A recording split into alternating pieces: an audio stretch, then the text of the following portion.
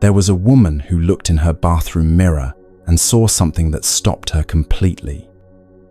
Her hair had turned silver, lines traced her eyes like tiny rivers, her skin had softened with time. And then, she smiled. Not a sad smile of resignation, but a deep, genuine smile of recognition, as if she was meeting herself for the very first time. Most of us have the opposite reaction when we see ourselves aging. We feel panic, loss, like something precious is slipping away. But what if everything you believed about getting older was completely backwards? If you're comfortable sharing, drop your listening location in the comments. There's something beautiful about exploring these truths together across the globe. Grab a blanket, find your favorite quiet space, maybe brew some tea. This isn't just information, it's a gentle transformation. What if the lines on your face weren't signs of decay, but evidence of laughter and love? What if your changing body wasn't failing you, but teaching you presence? What if aging wasn't loss to mourn, but gifts to unwrap? For the next 3 hours, we'll explore Buddhist teachings that have transformed how people see aging for over 25 centuries. You'll discover why Zen masters teach that aging doesn't happen to you, it reveals you. Why understanding impermanence is the key to finding peace with every stage of life. The woman in the mirror had learned what the Buddha discovered under the Bodhi tree, that what we call aging is actually awakening. Your transformation begins right now.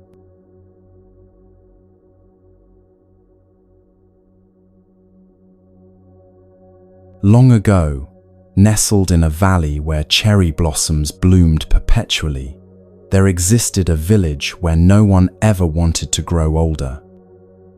The villagers had discovered a magical spring that promised to keep them looking exactly as they were.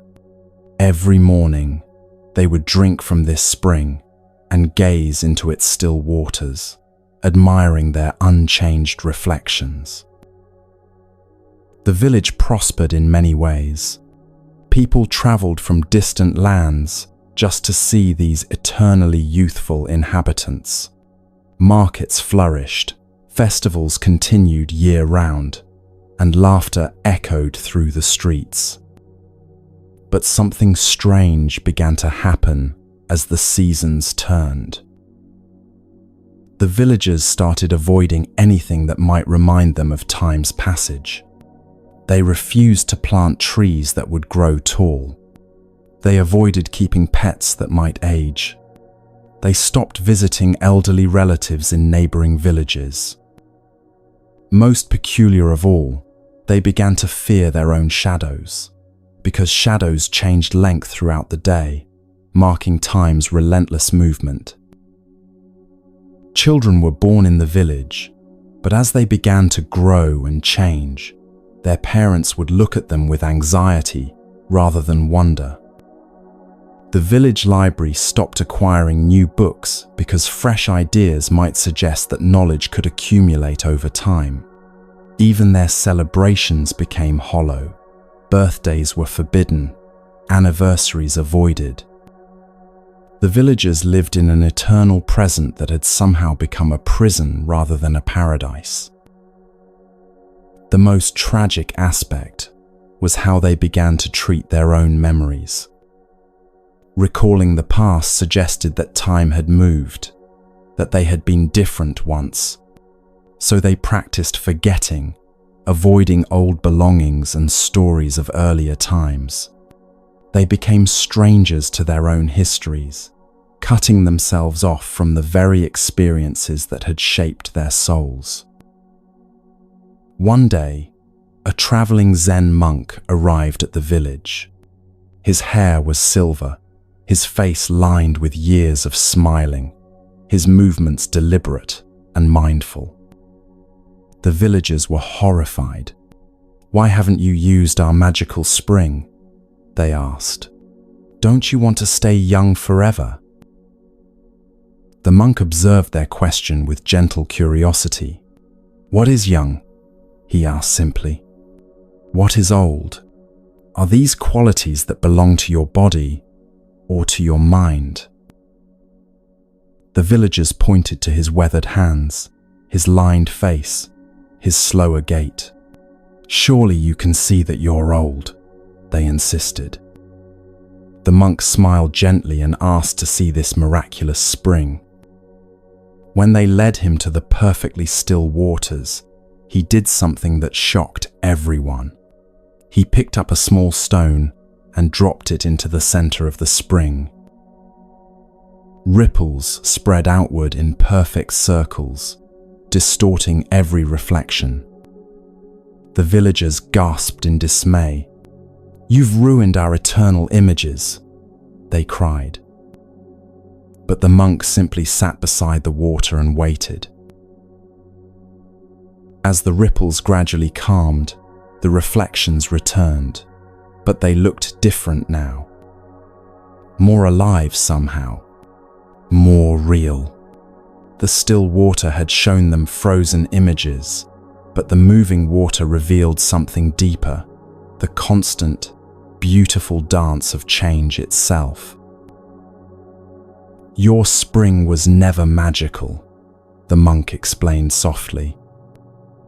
"It was simply still, and stillness, while peaceful, is not life. Life is movement, change, the ripples that spread when experience touches the surface of existence." But the villagers weren't ready to hear this truth. They waited for the monk to leave, then tried to return to their old ways. However, something had shifted. Now, when they looked into the still water, they could see what they'd been missing. The frozen reflections that had once comforted them now seemed lifeless, like portraits of people who had forgotten how to breathe. And then, something happened that changed everything. What the villagers discovered next would seem impossible until you understand the secret the Buddha found about mirrors 25 centuries ago. The Buddha taught that what we see when we look at ourselves is never just what is actually there. We see through layers of expectation, memory, and desire.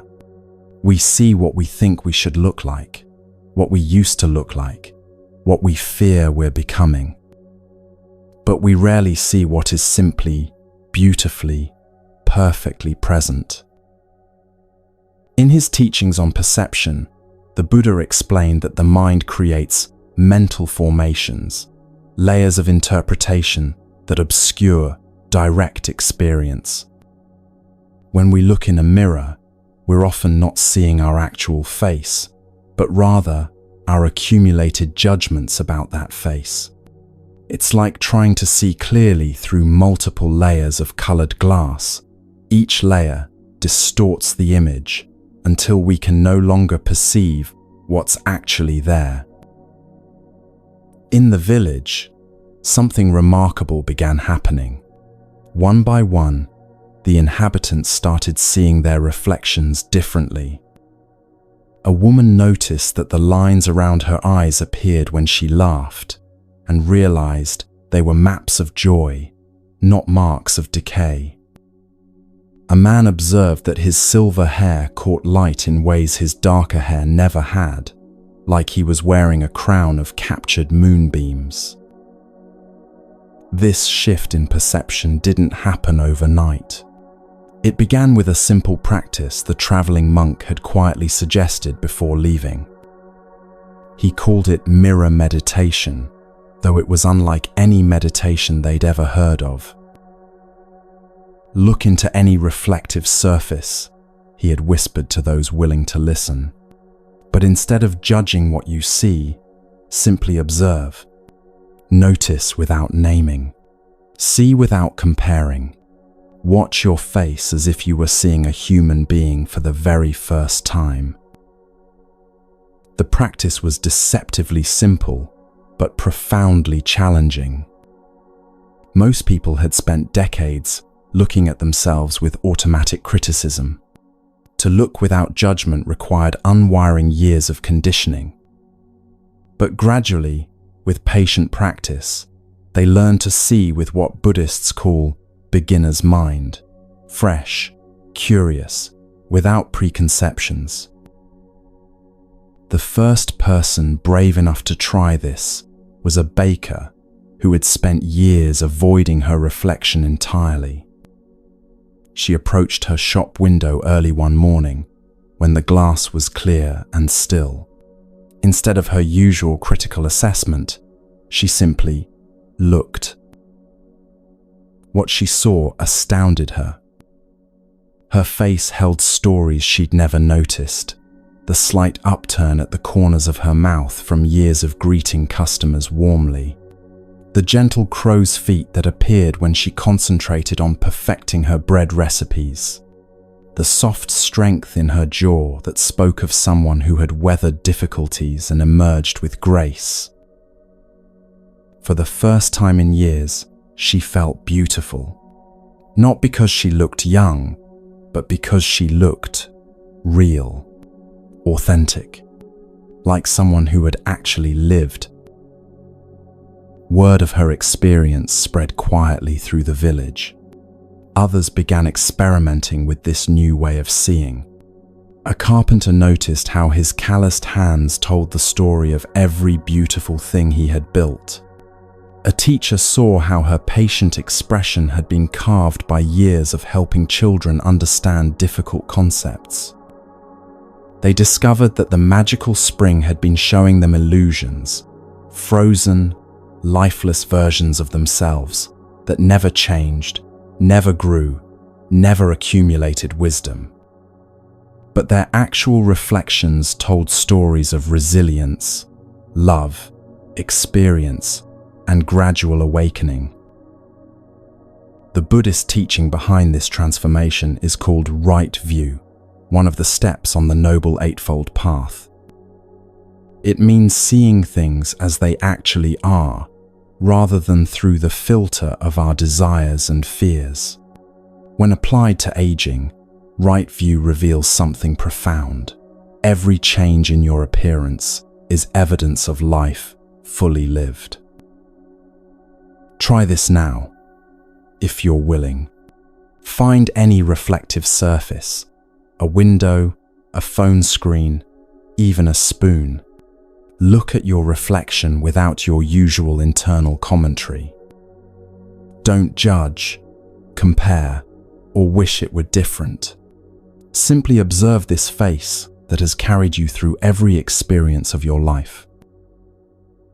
Notice the unique combination of features that belongs only to you.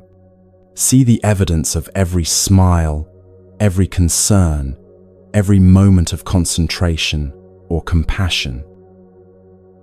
What you're seeing is not decay.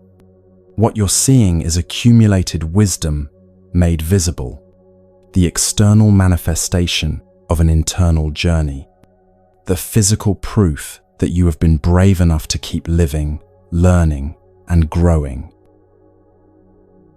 But there's something even more beautiful than what we see. The villagers' transformation didn't stop with accepting their reflections. Something deeper was awakening, an understanding that beauty itself had been completely redefined by their new way of seeing. A master potter lived at the edge of the village, and she became the unexpected teacher of this deeper truth. For decades, she had created vessels of extraordinary beauty, smooth, perfectly symmetrical, gleaming with flawless glazes. Her pottery was prized throughout the region for its technical perfection. But as she herself began to change with time, so did her art. Her hands, once steady as stone, now trembled slightly, This trembling created something unexpected in her pottery, subtle irregularities that caught light in surprising ways. Her glazes, applied with less precise control, developed patterns she could never have planned. Her forms, shaped by hands that moved more slowly, took on an organic quality that seemed to breathe with life. At first, she was frustrated. These pieces didn't match her lifelong standards of perfection. But then people began responding to her new work in ways that surprised her completely. They would hold her latest creations and say, "These feel alive, like they have souls." One day, a young apprentice asked her what had changed in her technique. The potter reflected for a long moment before answering. "I stopped trying to control every outcome," she said quietly. "I started collaborating with my limitations instead of fighting them. The tremor in my hands taught me about spontaneity. My slowing pace taught me about patience. My changing vision taught me to feel my way toward beauty instead of calculating it." This potter had discovered what Zen Buddhism calls wabi-sabi, the profound beauty found in imperfection, impermanence, and incompleteness. In Japanese aesthetics, the most treasured objects are often those that show their age, their history, their relationship with time. A tea bowl with a crack that has been mended with gold is considered more beautiful than one that has never been broken. A garden that changes with the seasons is more valued than one that remains static year-round. The same principle applies to human beauty.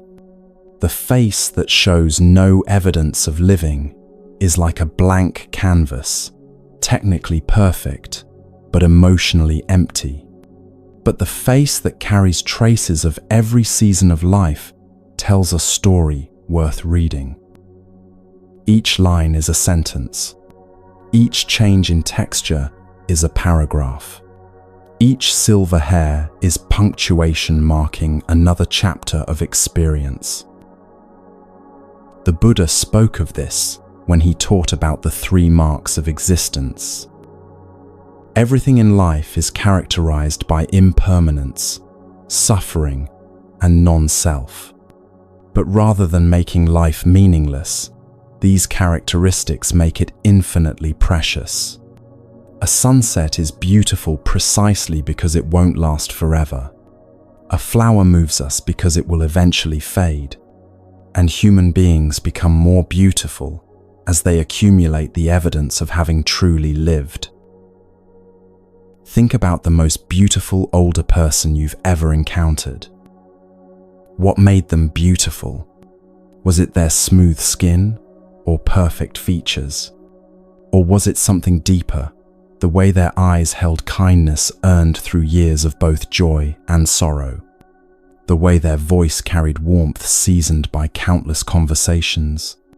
The way their presence suggested someone who had learned to find peace amid life's inevitable changes?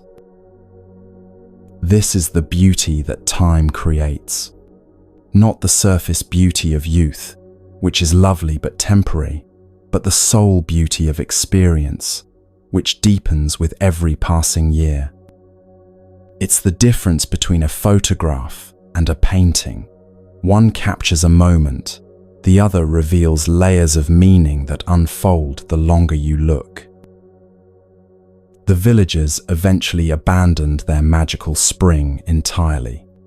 Not because they had given up on beauty, but because they had discovered a more profound kind of beauty, the kind that grows richer with time instead of fading with it. They learned to see their changing faces as evidence of lives courageously lived, not youth carelessly lost. But the real transformation happens when we look beyond the mirror entirely, to understand what our changing bodies are actually teaching us about presence, gratitude, and the art of being fully alive. Because your body, this faithful companion, that has carried you through every experience, has wisdom that goes far deeper than any reflection could ever reveal. And that's where our journey takes us next.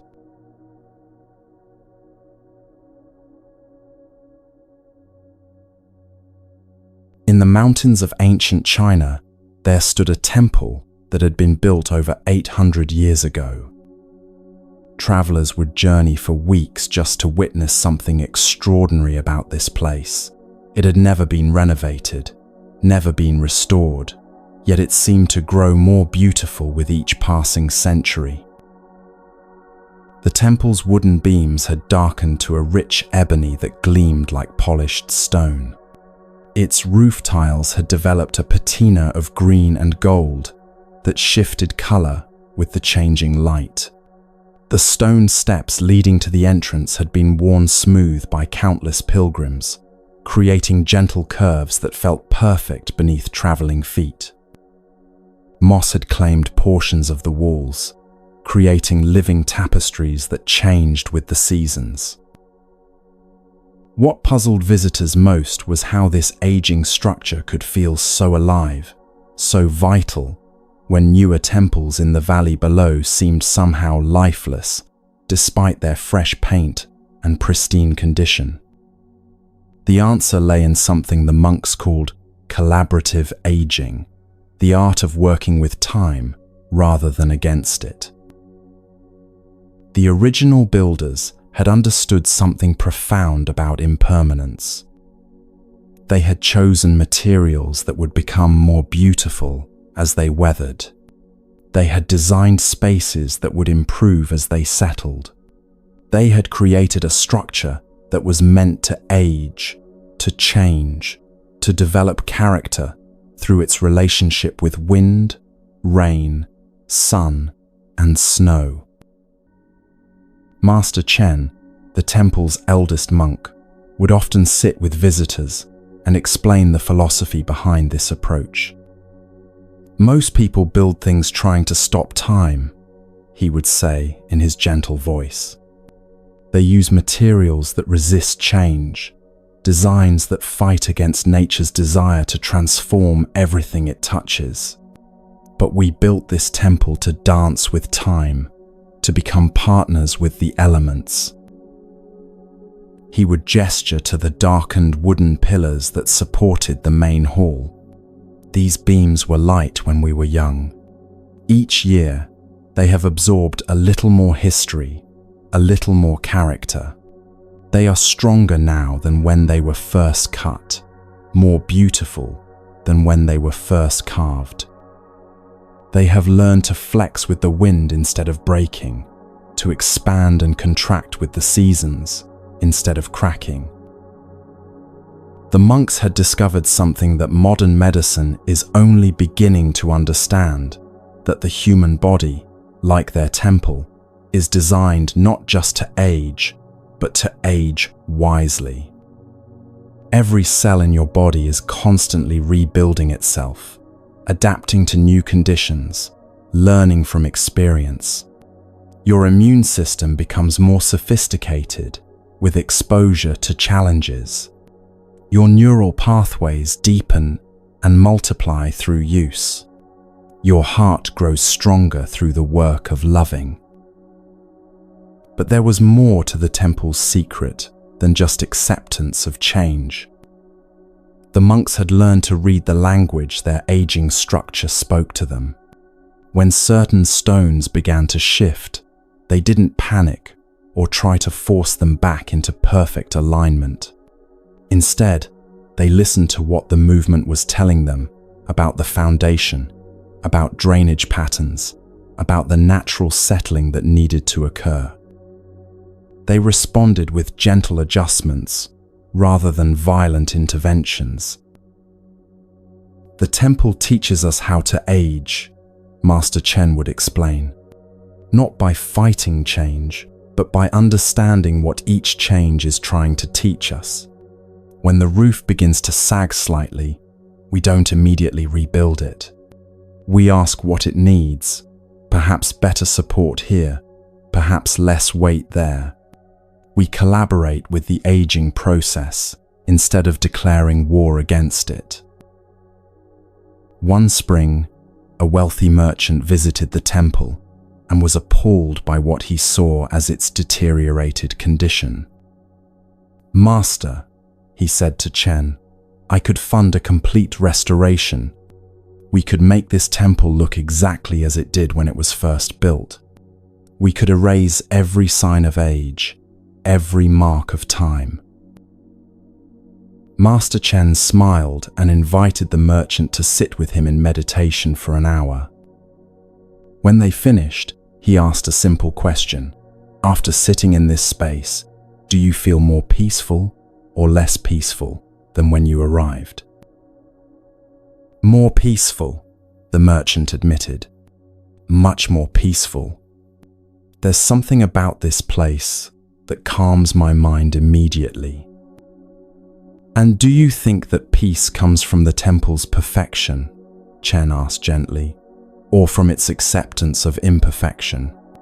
Do you feel calm because everything here is new and controlled, or because everything here has learned to be at peace with change?" The merchant sat quietly for a long moment, looking around at the weathered beauty surrounding him. Suddenly he understood. The temple's power didn't come from its resistance to time, but from its harmony with time. It had achieved something beyond preservation. It had achieved grace. What the monks discovered will change how you see your own body forever.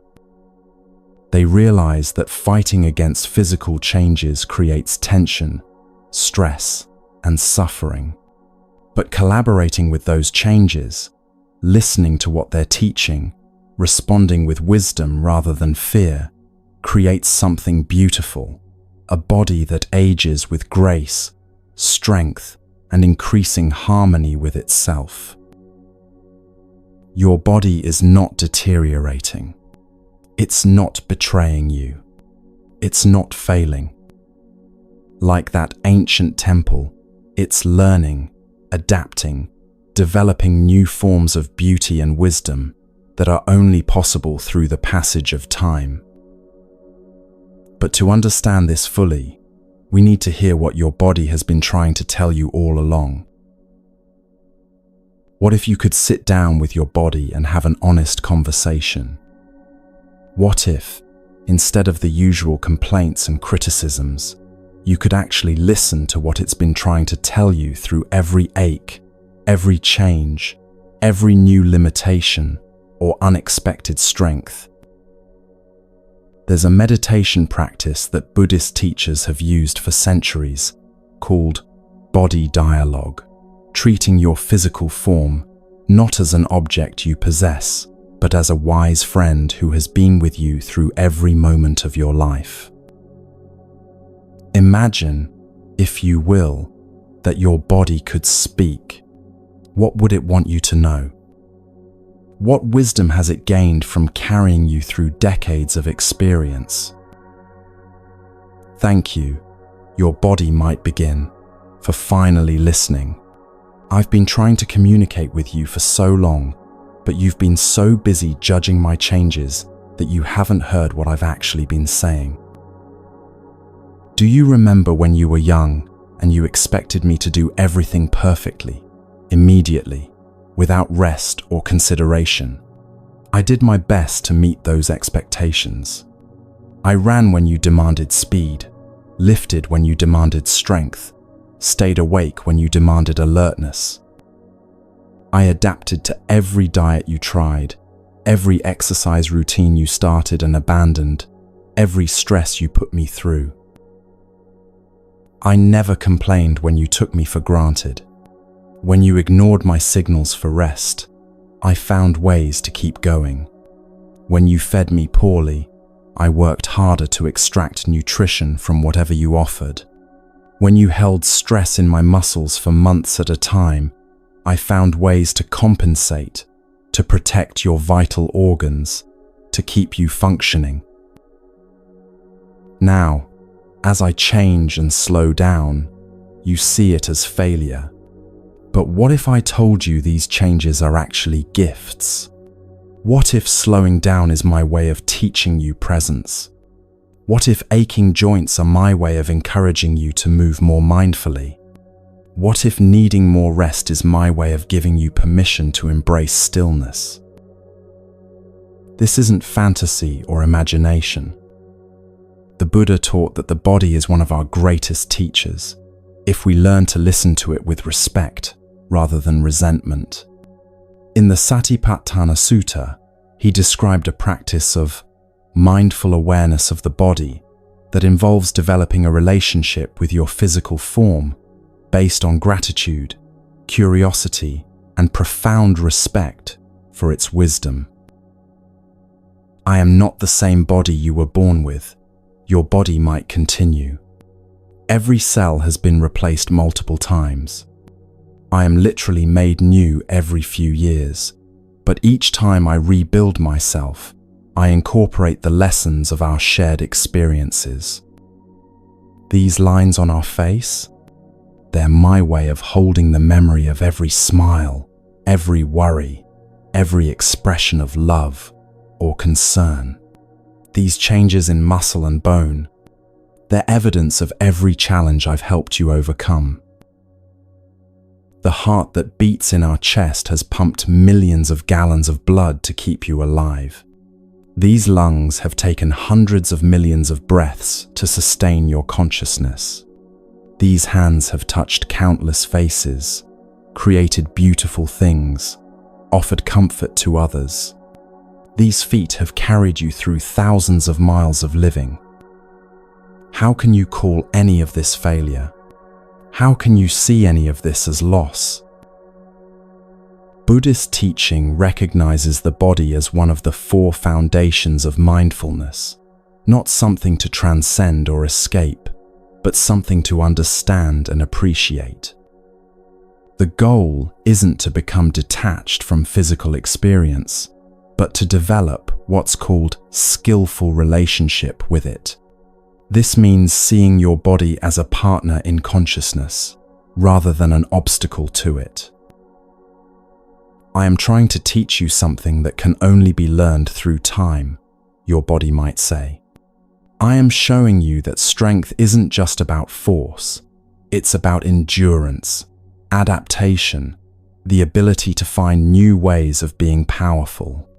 I am demonstrating that beauty isn't just about surface appearance, it's about the grace that comes from moving through life with acceptance and wisdom. When I move more slowly now, I am teaching you to savor each movement. When I need more rest, I am showing you the profound peace that comes from true relaxation. When I can't do certain things I used to do easily, I am helping you discover capabilities you never knew you had. Patience, creativity, the ability to ask for help, the wisdom to choose what truly matters. The revolutionary aspect of this conversation isn't just emotional, it's practical. When you start listening to your body with respect instead of criticism, everything changes. You begin to notice the difference between discomfort that signals a need for attention and discomfort that signals natural change. You learn to respond to physical challenges with curiosity rather than fear. You discover that many of the limitations of aging are actually invitations to develop new forms of strength and wisdom. I need you to understand, your body might conclude, that I am not aging despite you. I am aging with you. Every change I undergo is a change we undergo together. I am not separate from your consciousness, your spirit, your essence. I am the physical expression of your journey through time. And just as a musical instrument becomes more beautiful in tone as it ages and is played with love, I become more beautiful as we learn to move through life together with acceptance, gratitude, and grace.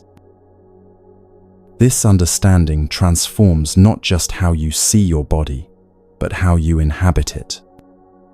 Instead of fighting against physical changes, you begin to dance with them. Instead of mourning what you can no longer do, you become curious about what new capabilities are emerging. Instead of seeing aging as decline, you recognize it as evolution, your body's ongoing project of becoming more wise, more adapted, more perfectly itself. But there's something even more remarkable about this new relationship with your body. As you learn to work with your physical changes instead of against them, you discover that what the world calls limitation might actually be a different kind of power altogether. In a monastery high in the Himalayas, there lived a monk who had become famous throughout the region for his extraordinary strength. Pilgrims would travel for weeks to witness him carry massive stones, chop wood with tremendous force, and work in the gardens from dawn until dusk without showing fatigue. But as the seasons turned and the monk aged, something began to change. His movements became more deliberate, his pace more measured. Visitors who had heard stories of his legendary strength were sometimes disappointed when they saw him moving slowly, carefully, with what appeared to be less power than the tales had promised. One day, a young martial artist came to the monastery specifically to challenge this aging monk. "I've heard you were once strong," the young man said with barely concealed arrogance. "But I can see that age has taken your power. Perhaps it's time for you to step aside and let someone younger take your place." The old monk smiled gently and invited the young man to join him in his daily work. "Let's carry water from the well to the garden," he suggested. "We'll see what strength really means." The young martial artist grabbed 2 large buckets and rushed to the well, filling them to the brim. He lifted them with impressive force and began walking quickly toward the garden, determined to show his superiority. The monk filled his buckets only halfway and began walking slowly, steadily, with perfect balance. At first, the young man surged ahead, covering twice the distance in half the time. But then something interesting began to happen. The weight of his full buckets started to strain his arms. His quick pace began to tire his legs. Water sloshed over the sides, soaking his clothes and making the buckets even heavier. By the time he reached the garden, he was exhausted. His buckets were only half full, and he had wasted most of the water along the way. The monk arrived several minutes later, moving at the same steady pace he had maintained from the beginning. His buckets were still exactly half full. Not a drop had been spilled. He looked refreshed rather than tired, centered rather than stressed.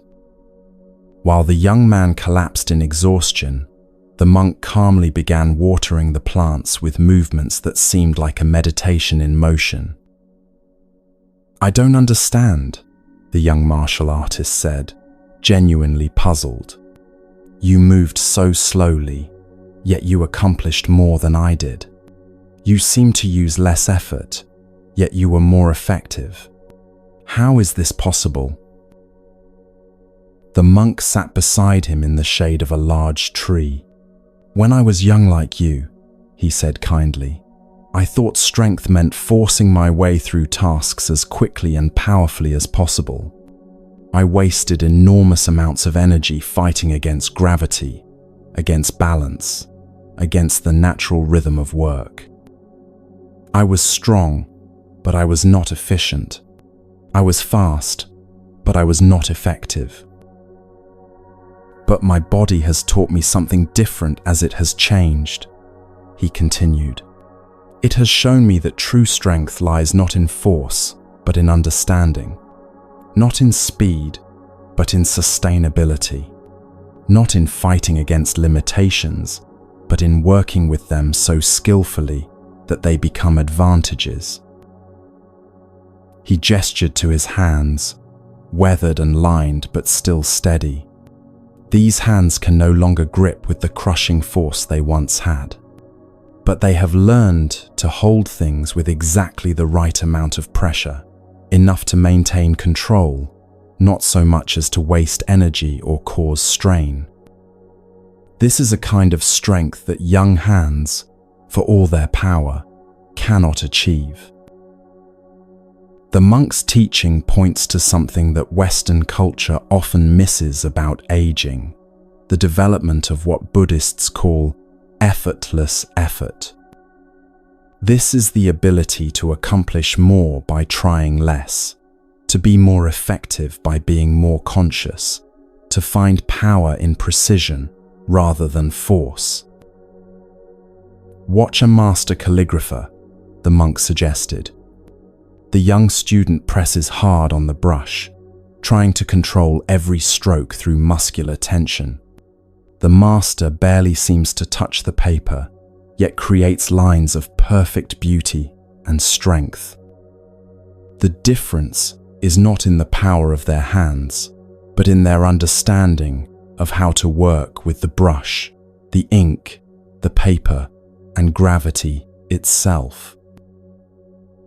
This principle applies to every aspect of aging. As your body changes, it's not losing strength, it's developing a different kind of strength. The strength of knowing exactly how much effort is needed and no more. The strength of moving in harmony with your physical reality rather than fighting against it. The strength of conservation, precision, and profound awareness of how energy flows through your system. I can no longer carry the heaviest stones, the monk admitted to his young visitor, but I have learned to move them using leverage, patience, and understanding of balance. Often, I can accomplish what used to require brute force by simply taking more time and thinking more clearly about the task. This is not weakness disguised as wisdom. This is a form of strength that can only develop through experience.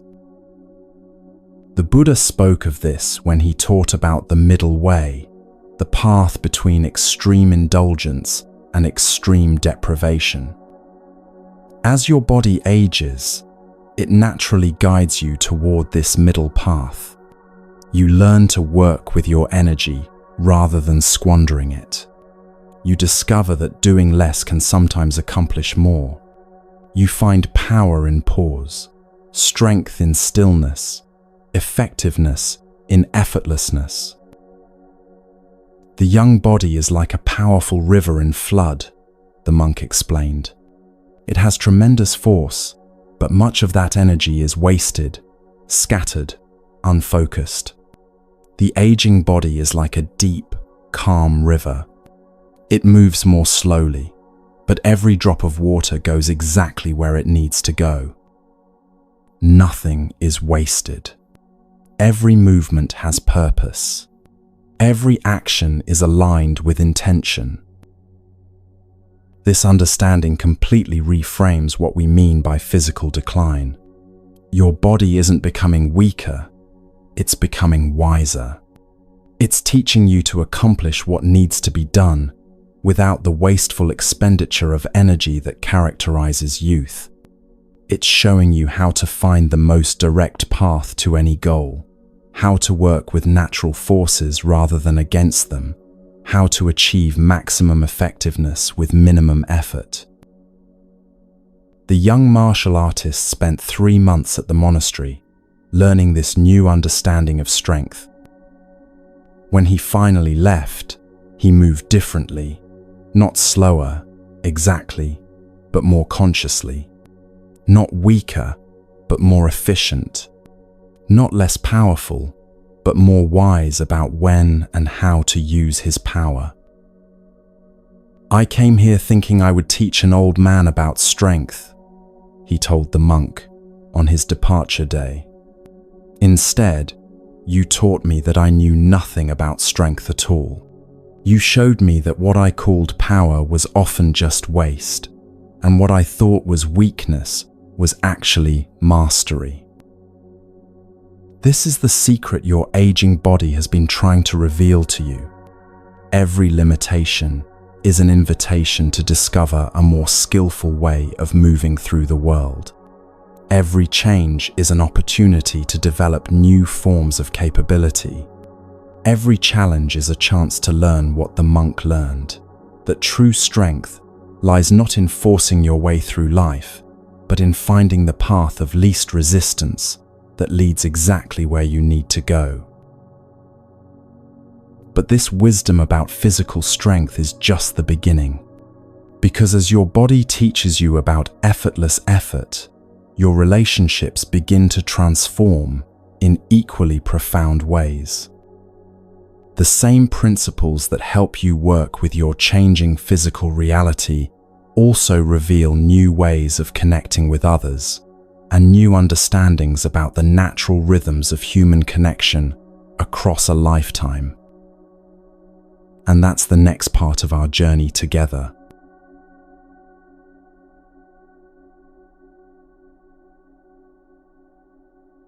There was once a woman who loved dinner parties more than almost anything else in the world. Every month, she would prepare elaborate meals and invite the same group of friends, 8 people who had been gathering around her table for over 15 years. They called themselves the Circle, and they believed their bond was unbreakable. The dinner table itself was a beautiful oak rectangle that could comfortably seat 10. She had inherited it from her grandmother, and it had become the heart of her home. Every month, she would set it with her finest dishes, light candles, and wait for her friends to fill every chair with laughter and conversation. But something began to shift, so gradually that she almost didn't notice it at first. One friend moved across the country for a new job and couldn't make the monthly gatherings anymore. Another couple in the group divorced, and the dynamics became so uncomfortable that they both stopped coming. A third friend became consumed with caring for an aging parent and rarely had free evenings. Within 2 years, the circle had shrunk from 8 people to 4. The woman found herself setting fewer places, pushing the remaining diners closer together around the big table. The conversations, once so lively they lasted until midnight, now felt forced and filled with long silences. She began to question everything. Had she done something wrong? Why couldn't things just stay the way they had always been? The remaining friends tried to recapture the old magic. They talked about the absent members constantly, sharing updates and expressing hope that everyone would reunite soon. They even attempted to recruit new people, but the newcomers felt like imposters in a story that had already been written. The dinner parties began to feel like memorial services for a friendship that had died. One evening, after a particularly awkward gathering, where only 3 people showed up, the woman sat alone at her grandmother's table and wept. She felt like she was losing more than friends. She was losing her identity as someone who brought people together. That's when she remembered something her grandmother had once told her about this very table. "This table has seen so many different groups of people," her grandmother had said. "When I was young, it was surrounded by siblings and cousins during holidays. As a young mother, it hosted neighborhood families for potluck dinners. When your grandfather and I grew older, it became a place for book clubs and bridge groups. Near the end, it was just the 2 of us, sharing quiet meals and deep conversations. The table never changed, her grandmother had continued, but the people around it constantly changed. And that's how I learned that the magic was never in keeping the same people forever. The magic was in being open to whoever needed a place to sit, whenever they needed to sit there. Suddenly, the woman understood something that would transform her entire understanding of human connection. She had been trying to preserve a specific configuration of relationships, like a photograph that never changes. But relationships, like everything else in Buddhist understanding, are characterized by impermanence. Fighting against this creates suffering. Accepting it creates freedom.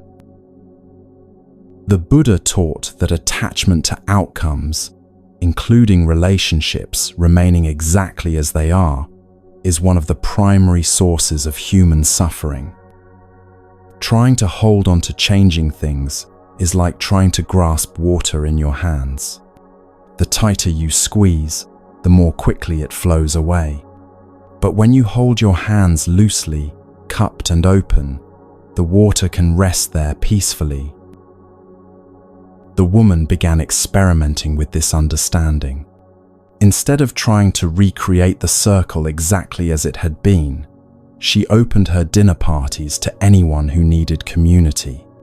She invited neighbors, colleagues who seemed lonely, acquaintances going through difficult times. She stopped setting a fixed number of places and kept extra chairs nearby, ready for whoever showed up. What happened next surprised her completely.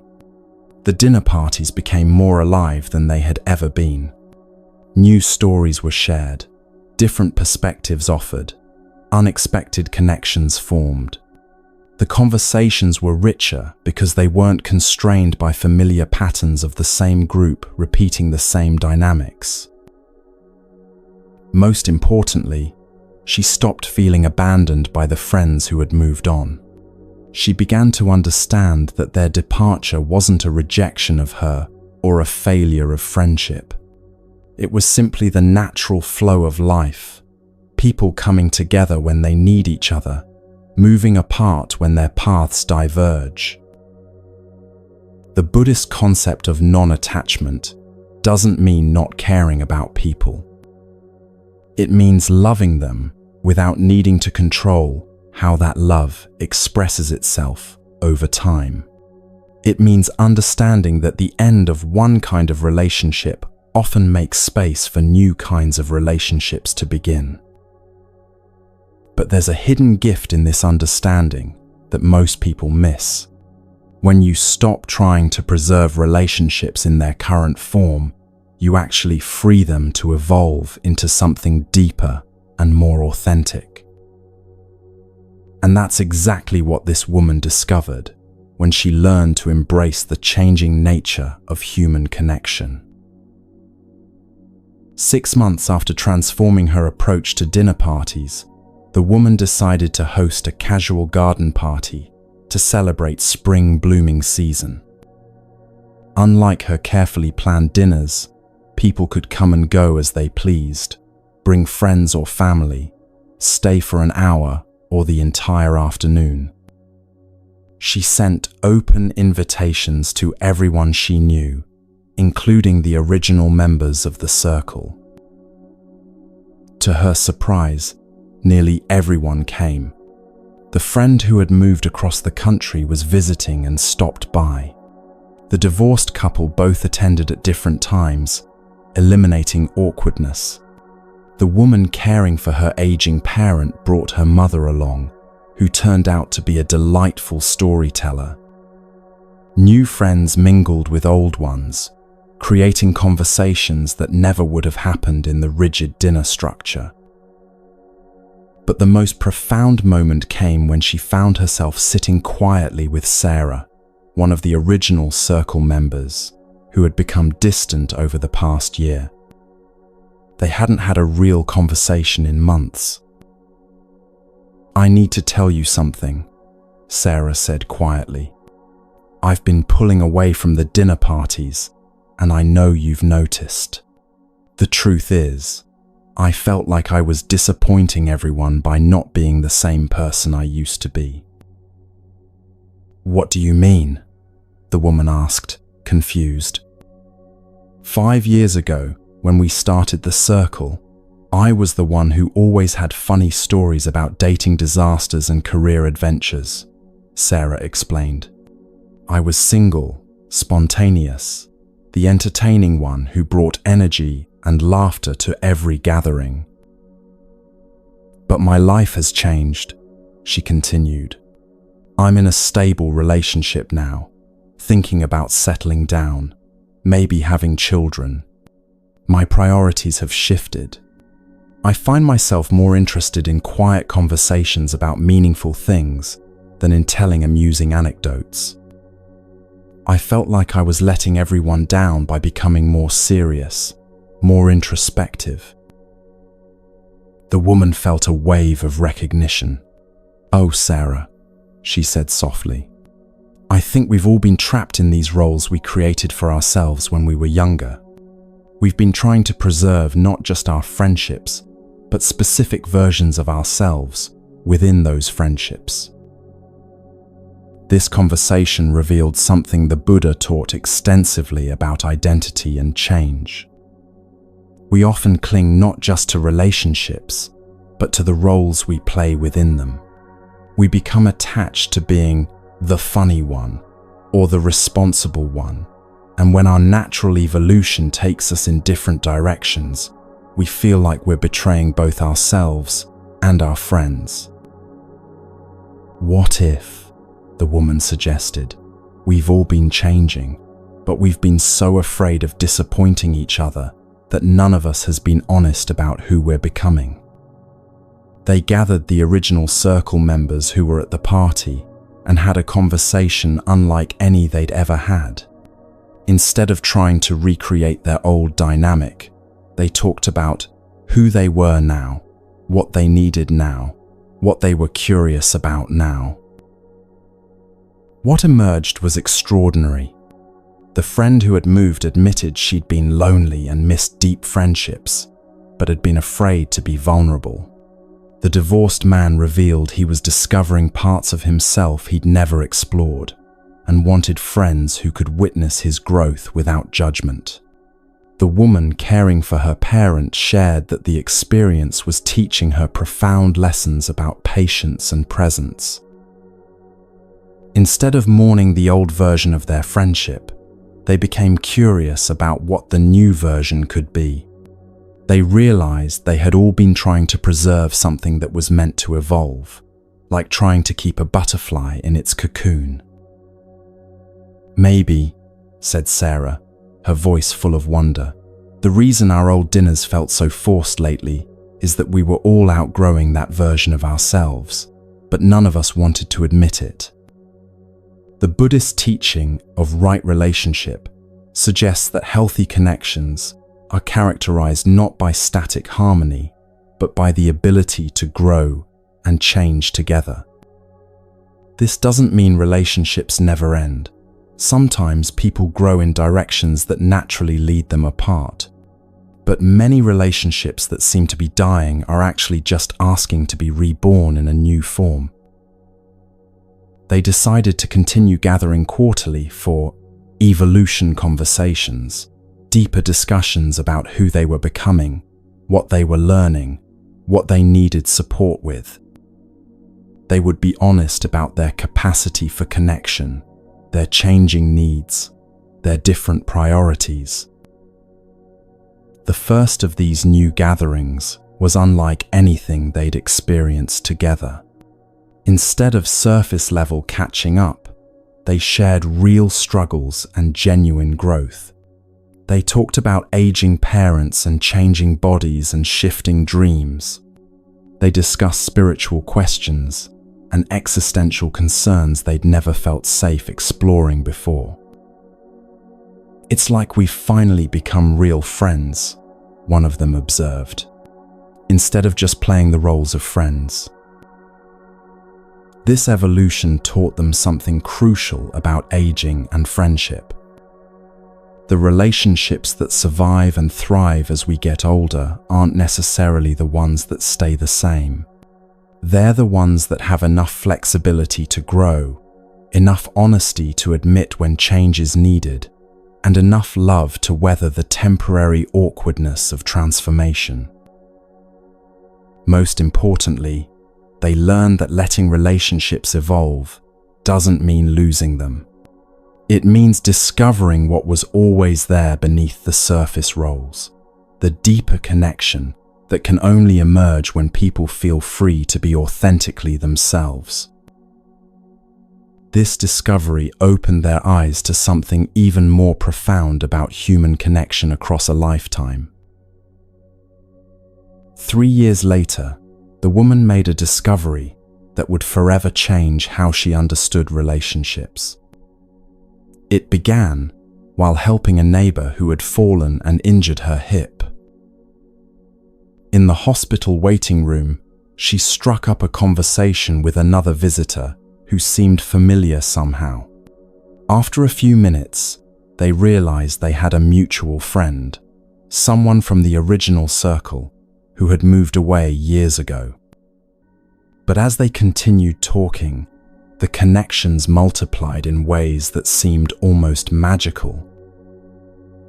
The hospital visitors' book club had been started by someone who attended one of the garden parties.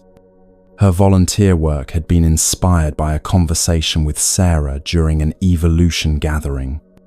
Her interest in meditation had developed after meeting someone at the dinner parties who had shared a Buddhist teaching.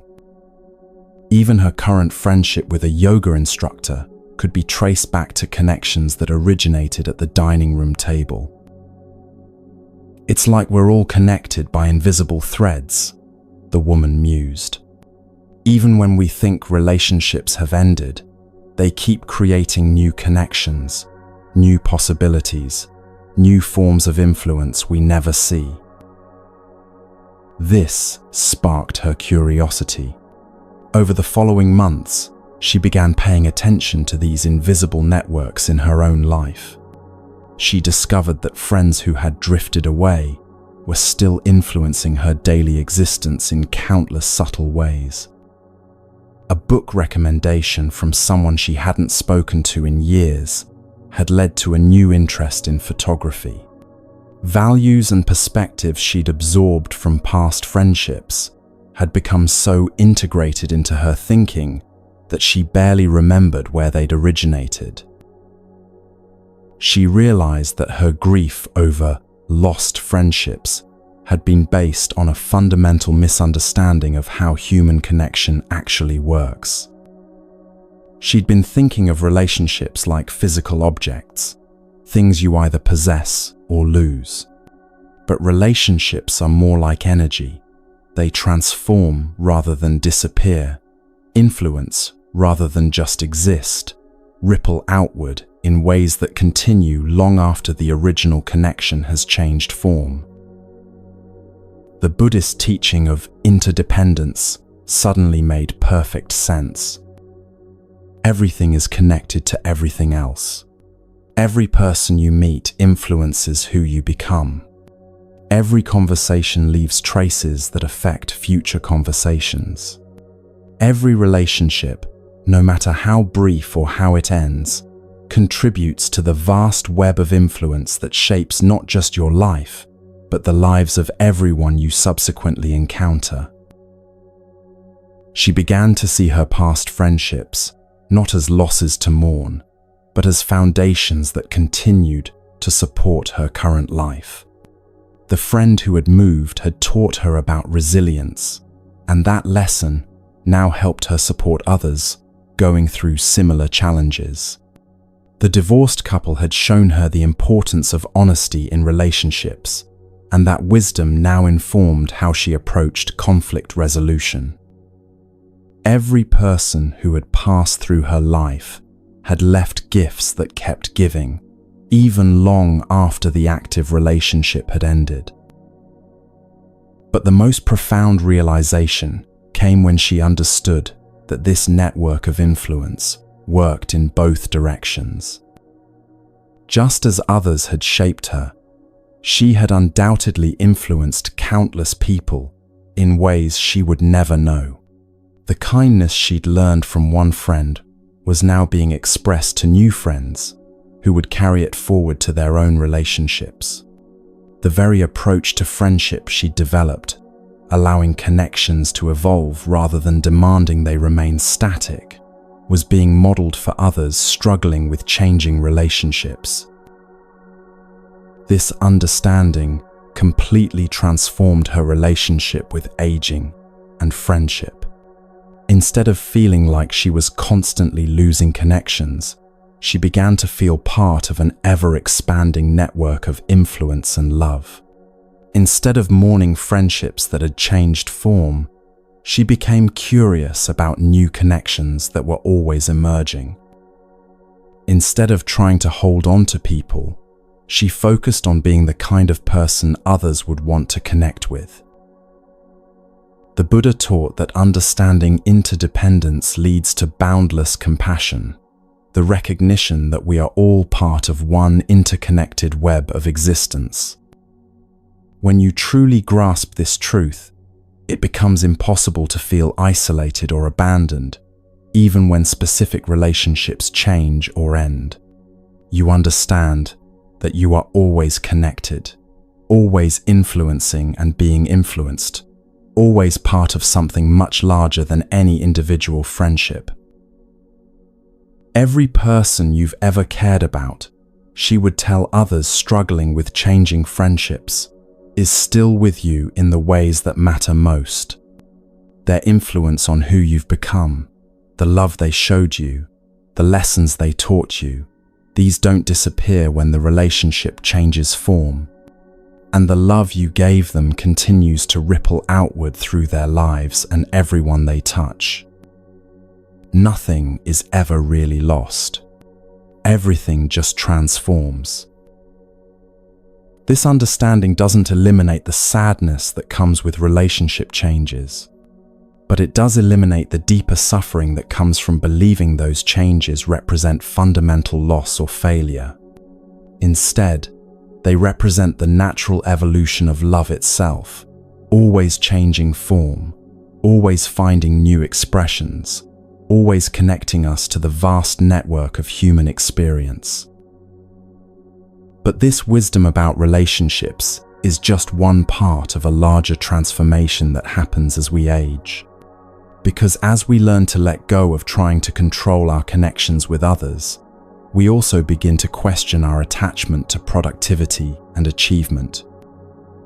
And that questioning opens the door to perhaps the most liberating discovery of all, that your worth as a human being has nothing to do with what you accomplish. And that's where our journey takes us next.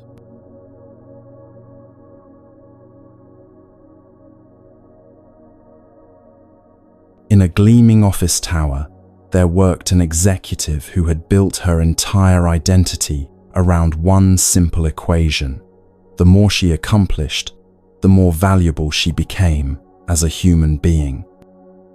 For 30 years, this formula had served her well. Her days began at 5 in the morning and ended near midnight with strategic planning. She measured each day's worth by the number of items she could cross off her ever-expanding task list. But then, something began to change. The 20-hour workdays that had once energized her started leaving her exhausted. The complex problems she used to solve with sharp focus now required more time and mental effort.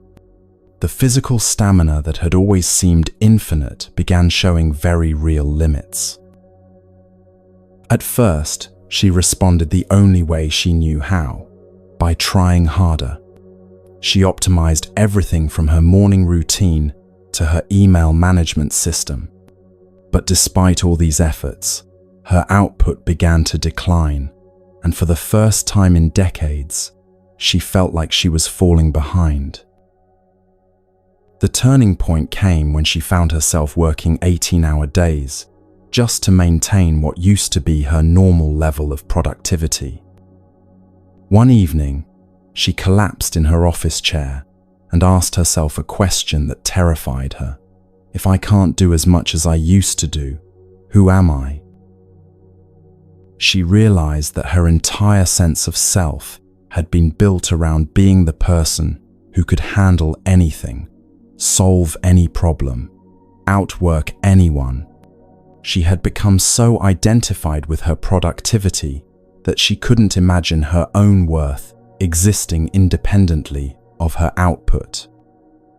The thought of slowing down felt like the threat of becoming nobody at all. In desperation, she took something she'd never taken before, a real vacation at a quiet retreat center. The staff there seemed to move through life at a completely different pace, accomplishing their tasks without rushing, appearing genuinely content despite not seeming particularly driven or ambitious. On the third day, she struck up a conversation with the retreat center's gardener. She was curious about his productivity systems, how he managed such extensive gardens so beautifully. "I don't manage anything," he said with a gentle smile. "I just show up each day and do what the garden needs. Some days that means planting, some days pruning, some days just sitting quietly and observing what wants to grow." "But how do you measure your success?" she asked, genuinely puzzled. "Success isn't something I achieve," he said slowly. "It's something I participate in. The garden succeeds when I work in harmony with its natural rhythms, not when I force it to produce according to my timeline." This conversation introduced her to a Buddhist concept she'd never encountered, that worth and productivity are not only different things, but that confusing them is one of the primary sources of human suffering. The Buddha taught that attachment to results, to being valued for what we do rather than what we are, keeps us trapped in cycles of anxiety and dissatisfaction. The gardener invited her to observe the garden with him. "Which plant is most valuable?" he asked. "The roses that bloom spectacularly for a few weeks? The oak tree providing shade? The earthworms you can't see but whose work makes everything else possible?"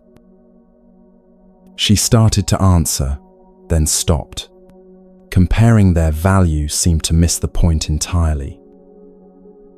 "The garden doesn't succeed because any individual plant is productive," he continued gently.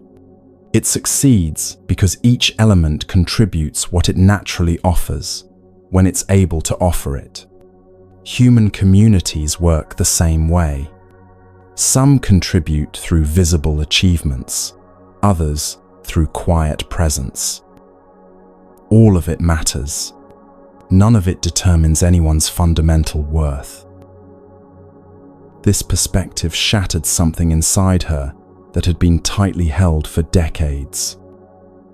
She'd been living as if her humanity was conditional, something she had to earn through constant productivity. But what if her value as a person was simply inherent, unchanging, unrelated to any external measure of success? For the first time in 30 years, she spent an entire day doing nothing that could be measured or optimized. Instead of feeling empty or worthless, she felt peaceful, more present and alive than she'd felt in years. When she returned to work, she made a shocking decision. She reduced her schedule, delegated responsibilities, and began setting boundaries. Working fewer hours but with greater presence, she became more effective than during her 18-hour days. She discovered that much of what she'd called productivity had actually been busy work that didn't accomplish much. But the real transformation went deeper.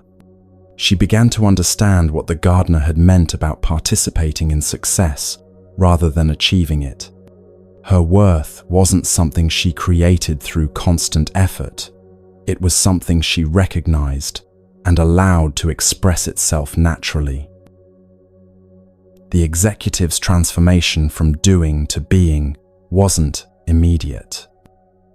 For months, she found herself caught between measuring worth by productivity and glimpsing something different, value that existed independent of achievement. The breakthrough came during a Tuesday afternoon meeting with department heads locked in conflict over resources. In her previous approach, she would have dominated the conversation and pushed for quick decisions. But something different happened. Instead of rushing towards solutions, she found herself simply present, listening deeply, holding space for frustration, allowing silences without filling them with her own ideas. The shift in the room was palpable. Department heads began listening to each other instead of waiting to speak. Defensive postures softened. Creative solutions emerged naturally. By meeting's end, they had resolved the conflict and discovered collaborative possibilities no one had considered. What struck her was that she had done very little in terms of traditional productive actions. Her primary contribution had been her quality of presence, creating space where others could access their own wisdom. This introduced her to what Buddhists call effortless action, accomplishing what needs to be accomplished, not through force, but through alignment with natural flow and skilled responsiveness to what each moment requires. The Buddha taught that attachment to being the doer is actually an illusion that creates suffering. We are participants in an interconnected web, and the most skillful way to live is to align ourselves with what wants to emerge rather than forcing outcomes. She began experimenting with bringing this presence to other situations. A struggling team member opened up about personal challenges when she simply listened without offering immediate solutions. A complex business problem resolved when she created space for creative thinking rather than imposing her ideas. Her relationship with her daughter deepened when she stopped trying to help and started being available. But the most profound shift happened in her relationship with herself. She began experiencing what it felt like to exist without constantly doing or producing something. She discovered that underneath all her activity was a deeper aliveness, a consciousness that was inherently valuable, inherently enough. This led her to explore meditation, something she'd always dismissed as unproductive. In those periods of sitting quietly, she wasn't accomplishing anything measurable, yet consistently emerged, feeling more centered, creative, and capable of skillful response. "I'm finally understanding," she told the gardener during a return visit, "that I spent 30 years trying to justify my existence through activity. But my existence doesn't need justification. It just is. And when I stop trying to prove my worth and start being present, everything becomes more alive." The gardener smiled. "You've discovered what the Buddha called original nature, awareness that exists before all the stories we tell ourselves about who we need to be. This awareness doesn't age, doesn't become more or less valuable based on what we do. It's the foundation that makes all activity possible." This became the foundation of her being revolution, a complete reorientation toward quality of consciousness rather than quantity of output. The results transformed not just her work effectiveness, but all her relationships and her own well-being. Most importantly, She no longer feared aging the same way. If her worth didn't depend on maintaining peak productivity forever, then physical changes didn't threaten her fundamental value. 6 months later, the executive faced a company crisis that traditional problem-solving couldn't resolve. A major client was threatening to leave, and every solution only made things worse. On impulse, she reached out to her predecessor, a woman who had retired 5 years earlier. Over coffee, the executive explained all the strategies they'd tried. Instead of offering tactics, the older woman asked simply, "What are you not seeing in this situation?" "We've analyzed every angle," the executive began. "Sometimes when we're focused on solving problems, we miss what's really happening underneath them," the older woman said gently. "Tell me about the person who's threatening to leave. Not the business reasons, but what you sense about their actual experience." As the executive described the client, something shifted in her understanding. She realized the business conflict was masking deeper concerns about trust and feeling valued. The client wasn't just unhappy with service delivery, he was feeling unheard and unimportant. "The solution isn't in your business processes," the older woman smiled. "It's in your relationship. This person needs to feel genuinely seen, not just managed." The conversation revealed insights that came not from current market knowledge, but from decades of observing human nature and recognizing patterns that repeat across contexts. The older woman had developed wisdom, the ability to see beyond surface problems to underlying truths. The executive resolved the crisis by listening to the client as a human being rather than treating him as a business transaction. This experience opened her eyes to an entire economy of wisdom operating in the world. Older adults who possessed insights incredibly valuable but rarely recognized. She began seeking conversations with people who had accumulated decades of experience. A retired teacher helped her communicate complex ideas. A former social worker offered perspective on conflict resolution. An elderly neighbor provided insights into patience and long-term thinking that revolutionized her strategic planning. The Buddha taught about 4 stages of life, the later stages involving stepping back from worldly competition to focus on wisdom and service. This isn't retirement as irrelevance, but graduation to a different contribution, one based on being rather than doing, understanding rather than producing. The executive began envisioning aging into this kind of wisdom, rather than trying to maintain youthful productivity forever. She imagined offering something younger colleagues couldn't provide: deep pattern recognition from witnessing many cycles, emotional intelligence from decades of relationships, perspective from seeing how urgent problems resolve over time. This vision transformed her relationship with aging.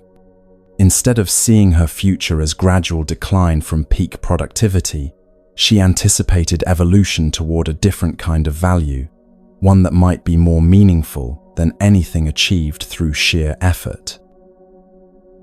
She started preparing by cultivating qualities that would make her wisdom valuable, practicing deep listening, developing pattern recognition, learning to offer guidance without attachment to outcomes. Most importantly, she understood that the wisdom economy wasn't just for when she was much older. She could begin participating immediately. "I finally understand why some cultures revere their elders," she reflected to the gardener. "It's recognition of irreplaceable wisdom they've accumulated, wisdom that can't be Googled, only earned through patient accumulation of life experience." This understanding prepared her for the next phase, confronting the deepest questions about mortality and what it means to live a truly fulfilling life. Because as liberating as discovering worth beyond productivity was, she was about to encounter teachings that would challenge her understanding of existence itself.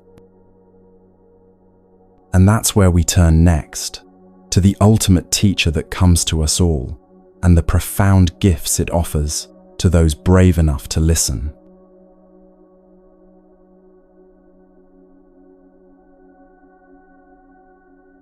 High in the mountains of Tibet, there existed a village where something extraordinary happened every day.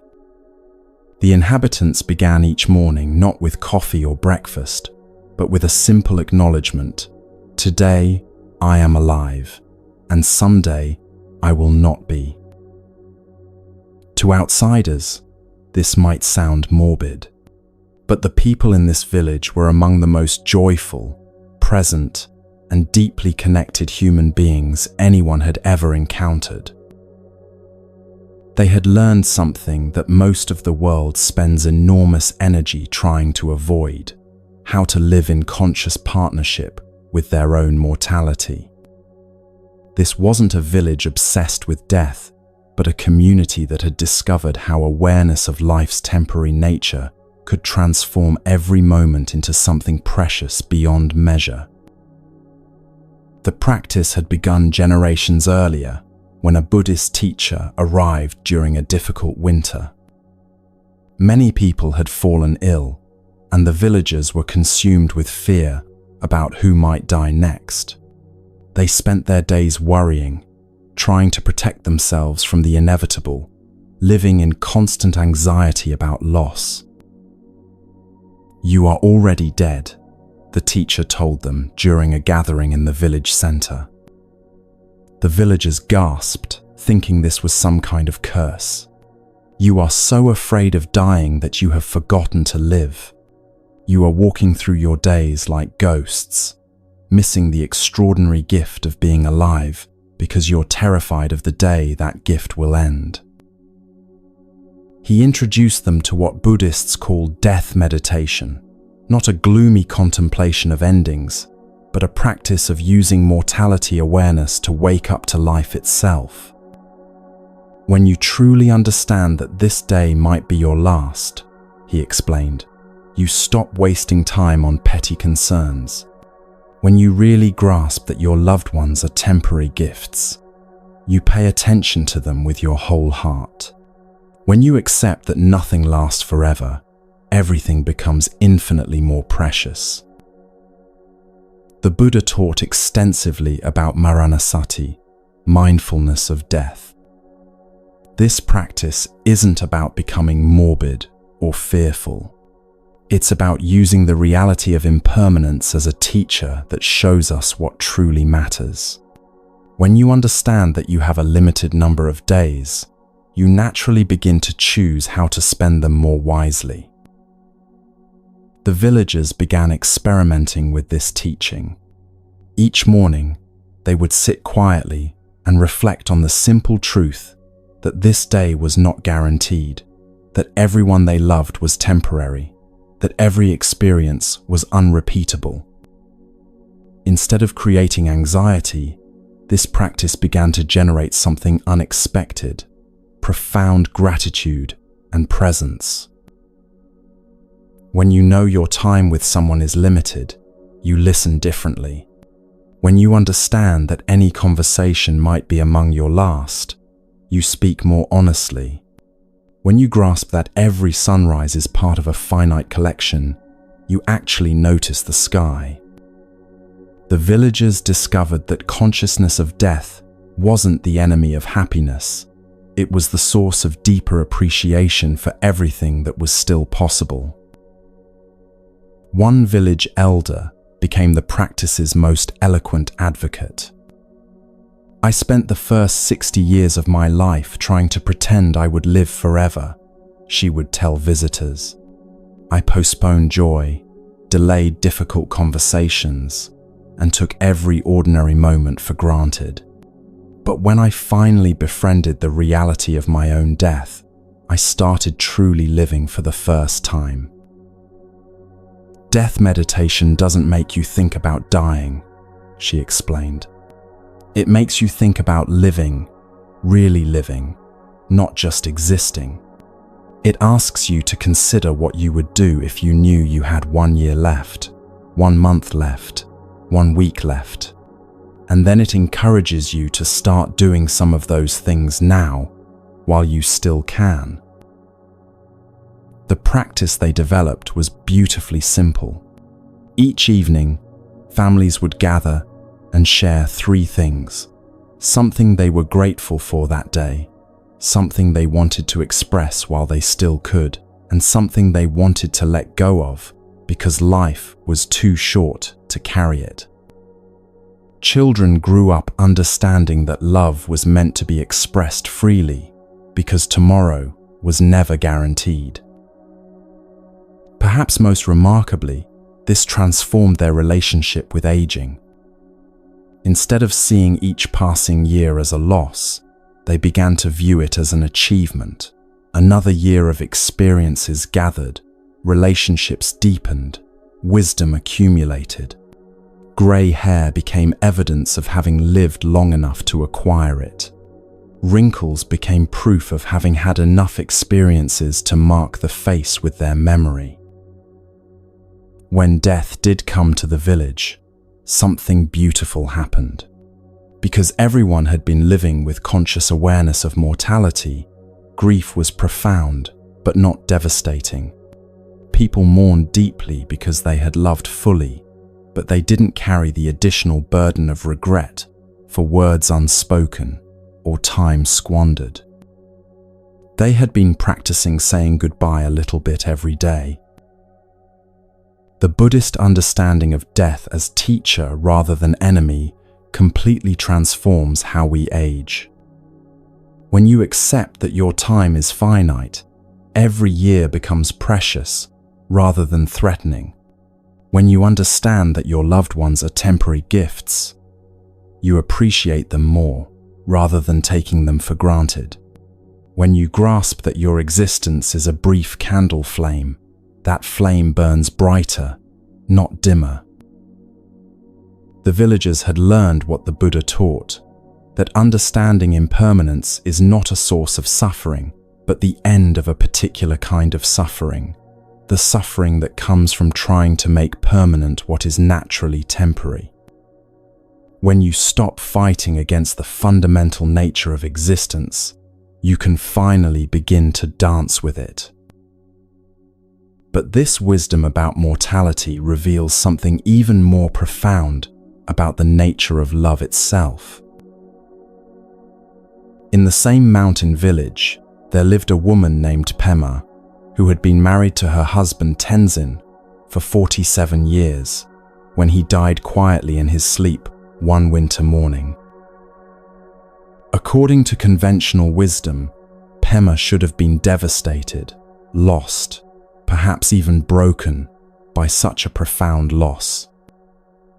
And indeed, she grieved deeply. She wept. She missed him terribly. She felt the sharp absence of his physical presence every day. But something remarkable happened as the months passed. Instead of feeling like she had lost everything, she began to discover that in some mysterious way, she had lost nothing at all. This wasn't denial of her grief. It was a profound recognition of something the Buddha taught about the nature of love itself, that genuine love doesn't depend on physical form for its continued existence. Love, in its purest essence, is not something we possess or something that can be taken away.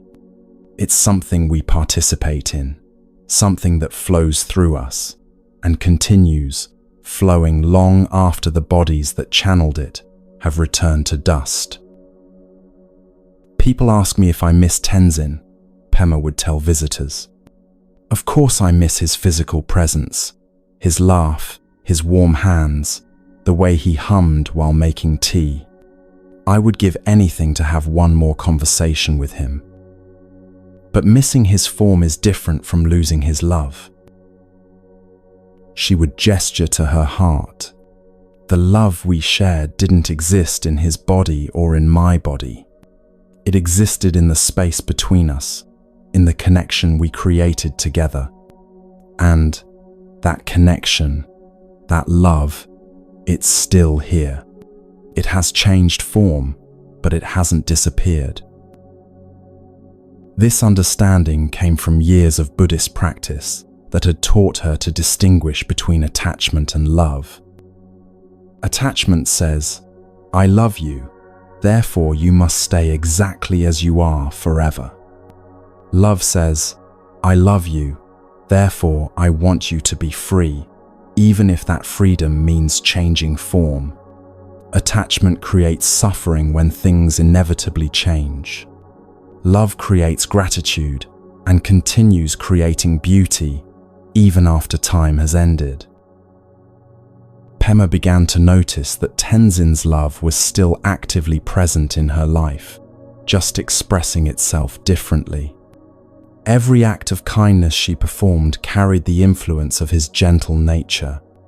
Every moment of patience she practiced reflected what his presence had taught her.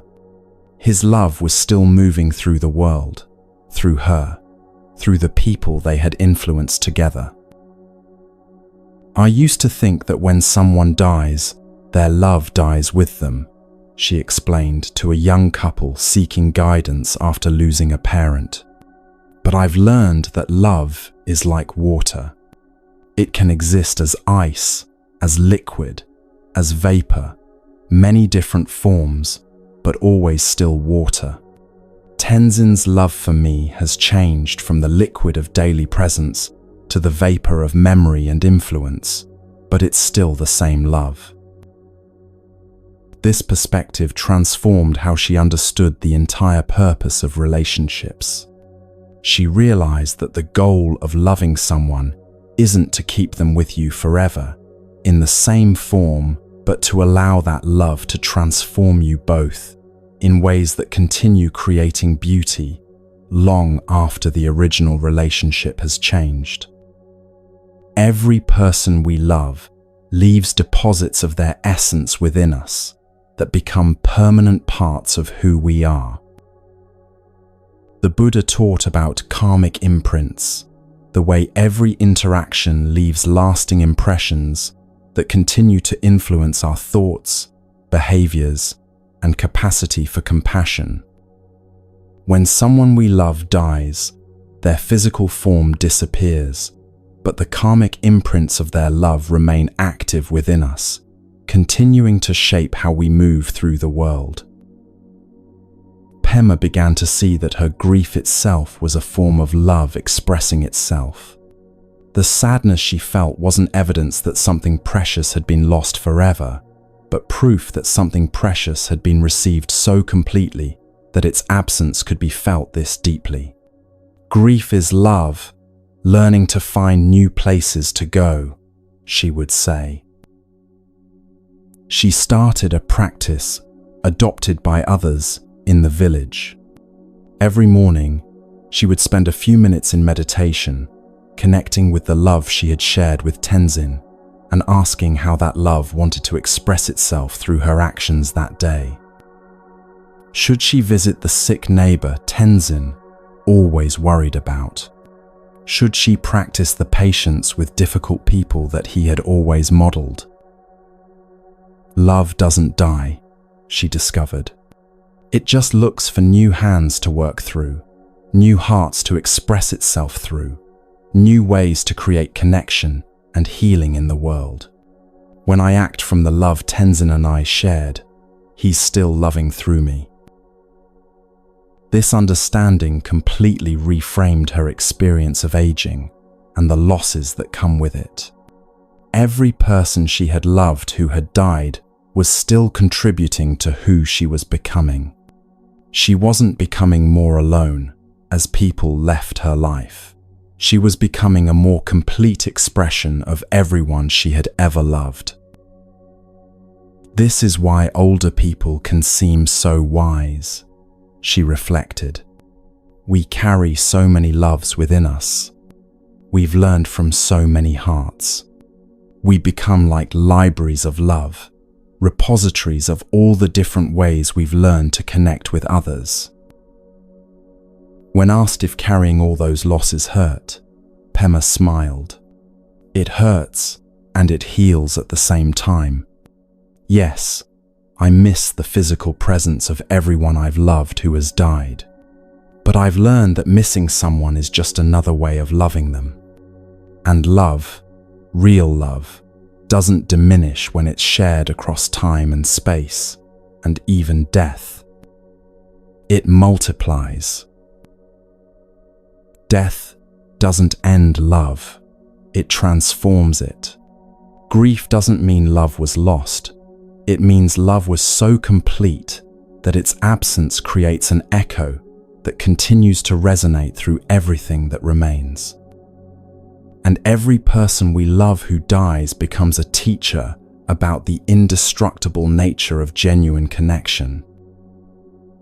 As word of Pema's wisdom spread, people began making pilgrimages to learn from her understanding of love and death. Among these visitors was a businessman approaching his 60th birthday with a consuming question: how do I make sure my life matters? Pema listened as he spoke about his fear that he hadn't accomplished enough, hadn't made a significant enough mark on the world. He was considering grand gestures, large charitable donations, buildings with his name on them, foundations that would carry his memory into the future. When he finished speaking, Pema asked a simple question: tell me about the person who most influenced your life. The businessman thought immediately of his elementary school teacher, Mrs. Chen. She saw something in me that no one else saw, he said, his voice softening. I was a struggling student, but she believed I was capable of more than I thought possible. She spent extra time helping me, never made me feel stupid, and taught me that learning was about curiosity, not just getting right answers.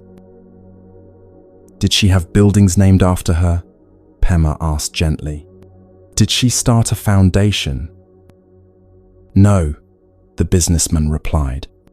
She was just a teacher who cared about her students. But everything I accomplished came from the confidence she helped me develop. Every time I saw potential in someone else, I was passing on what she had given me. Pema smiled. So, this teacher, who probably never thought she was creating a legacy, influenced not just you, but everyone you've ever encouraged, everyone you've ever believed in. Her legacy didn't require monuments. It required only genuine care for the people in front of her. This conversation revealed something the businessman had never considered. He was already creating a legacy, had been creating it every day of his life without realizing it. Every employee he had mentored carried his influence forward. Every act of kindness he had performed had taught someone else that kindness was possible. Every time he had chosen integrity over profit, he had modeled that success could be achieved without compromising values. The Buddha taught that our actions create karmic seeds, influences that continue to bear fruit long after the original action is completed.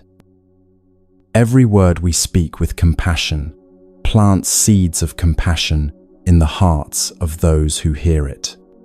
Every gesture of patience teaches others about the possibility of patience.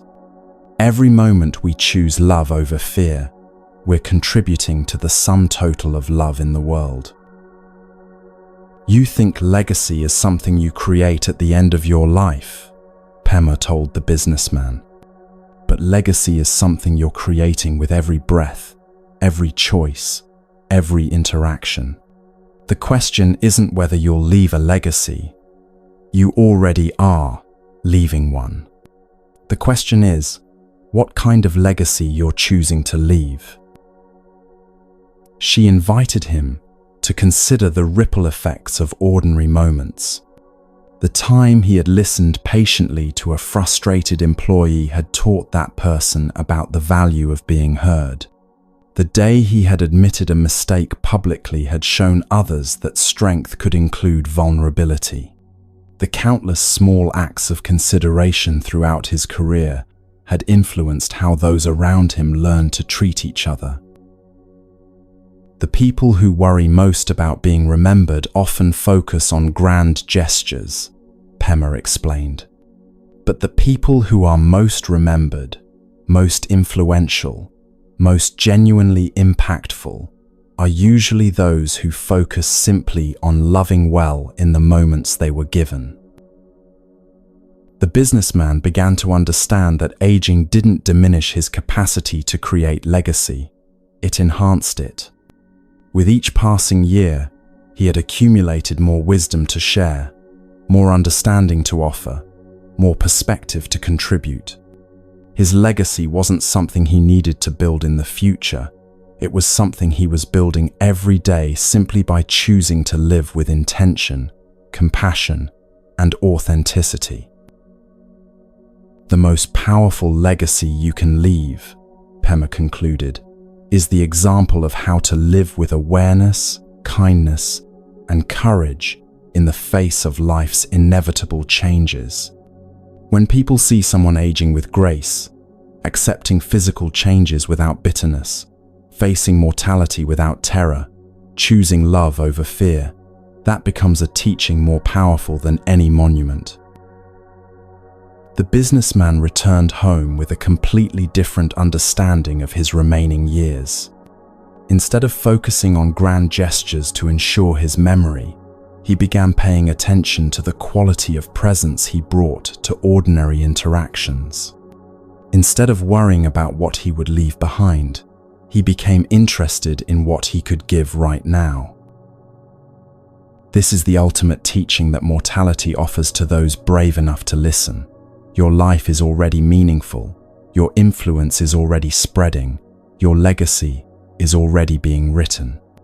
The invitation of aging is not to accomplish more, but to recognize the profound impact you're already having, simply by choosing to live with increasing wisdom, compassion, and presence. Every day you wake up is another opportunity to contribute to the great web of connection that links all beings across time and space, and even death itself. And recognizing this truth prepares us for the final integration, understanding how all these teachings come together to create a completely new way of moving through the years ahead.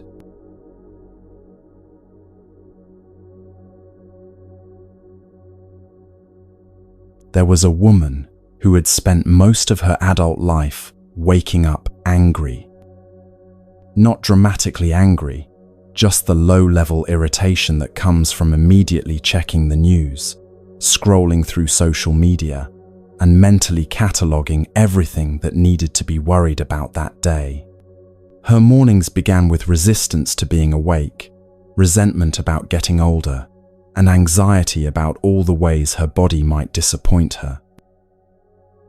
She had developed what she called aging dread, a daily practice of noticing everything that hurt, moved more slowly, or looked different than it used to. Her mirror became a daily confrontation with loss. Her calendar became a countdown to decline. Her very awakening each morning felt like another step toward an inevitable ending she desperately wanted to avoid. This continued for years, until the day she encountered an elderly monk at a local meditation center. He appeared to be well into his 80s, moved slowly but gracefully, and radiated a kind of contentment that seemed impossible given his obvious physical limitations. During a brief conversation after meditation, she asked him how he stayed so peaceful despite what she assumed must be the frustrations of aging. Every morning, he said simply. "I practice the 3 recognitions. This practice has transformed my relationship with waking up, with aging, and with being alive. Would you like to learn it?" The 3 recognitions, he explained, were based on ancient Buddhist teachings about how to begin each day in harmony with reality rather than in conflict with it. The practice was deceptively simple, requiring only a few minutes each morning, but it had the power to completely reframe how someone experienced their entire day and their entire life.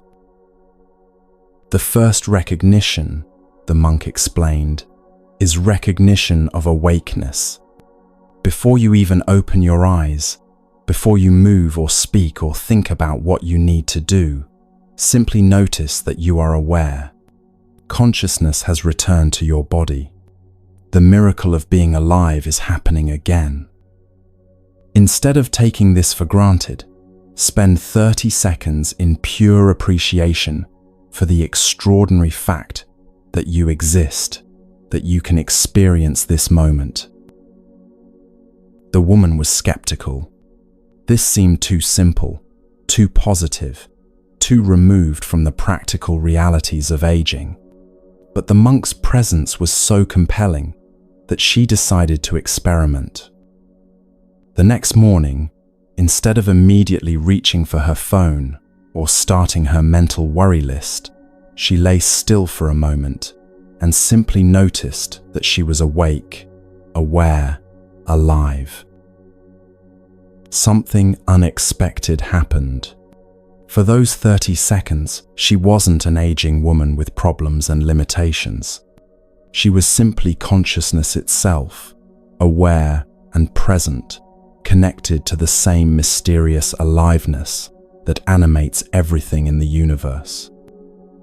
It was the first time in years that she had begun a day feeling grateful instead of anxious. The second recognition, the monk had continued, is recognition of impermanence. This might sound dark, but it's actually liberating.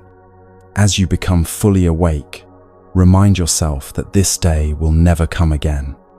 This particular configuration of circumstances, relationships, and possibilities is completely unique. Every person you encounter today might be someone you never see again.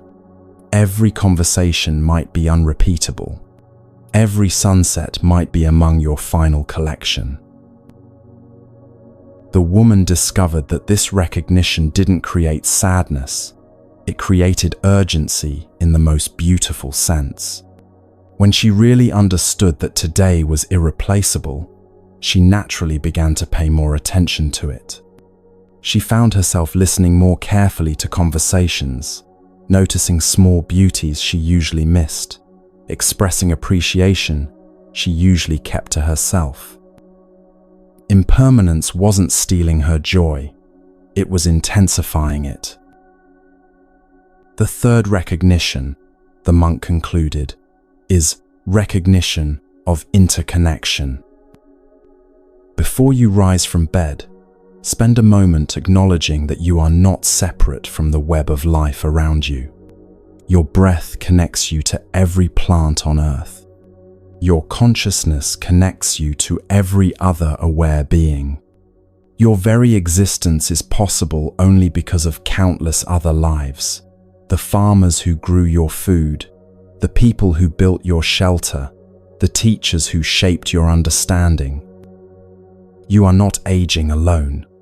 You are aging as part of a vast community of beings, all supporting each other, all connected in ways you can barely imagine. This third recognition transformed her relationship with loneliness and isolation. Even when she was physically alone, she began to feel held by an invisible network of connection that extended across time and space.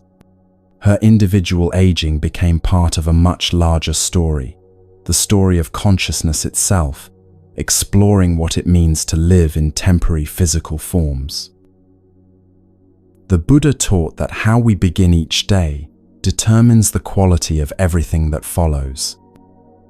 If we start with resistance, complaint, and fear, we spend the day reinforcing those patterns. But if we start with awareness, acceptance, and appreciation, we create momentum toward peace that carries us through whatever challenges arise. After practicing the 3 recognitions for several months, the woman realized that something fundamental had shifted. She was still aging, still experiencing physical changes, still facing the same life challenges. But she was no longer fighting against her experience. She was dancing with it. Her mornings had become launching pads for days filled with presence rather than resistance, gratitude rather than grievance, connection rather than isolation. "I used to wake up every day feeling like life was happening to me," she told a friend. "Now I wake up feeling like I'm participating in life. The difference is everything." But the monk had taught her that morning practice was only half of what he called the daily revolution. How we end each day is equally important and equally transformative. The evening practice he shared would complete the circle, creating a rhythm of awareness that could transform not just individual days, but entire decades of living. And that evening practice held secrets that would surprise her completely. The elderly monk had warned her that the evening practice might be more challenging than the morning one. "In the morning," he had said, "we're fresh, hopeful, ready to begin again. But in the evening, we carry the weight of the day, the mistakes we made, the opportunities we missed, the ways we fell short of our intentions. The evening practice teaches us how to complete each day with grace rather than regret." He called it the 3 completions, and it was designed to help people end each day in harmony with Buddhist principles of acceptance, learning, and preparation for whatever comes next. Like the morning practice, it required only a few minutes, but its effects accumulated over time, creating what he described as a peaceful relationship with the passage of time itself. The first completion, the monk explained, is completion of gratitude. Before you analyze what went wrong today, before you plan tomorrow, before you judge your performance, spend time acknowledging what you received. Not just the obvious gifts, food, shelter, safety, but the subtle ones. The moment of sunlight that caught your attention, the smile from a stranger, the fact that your heart kept beating without your conscious effort, the opportunity to learn something new about yourself or the world. The woman began practicing this first completion and discovered something remarkable. When she focused on what she had received rather than what she had achieved, every day became abundant rather than insufficient. Even difficult days contained gifts when she looked for them carefully. A challenging conversation became an opportunity to practice patience. A physical discomfort became a teacher about the body's signals. A moment of sadness became evidence of her capacity to feel deeply.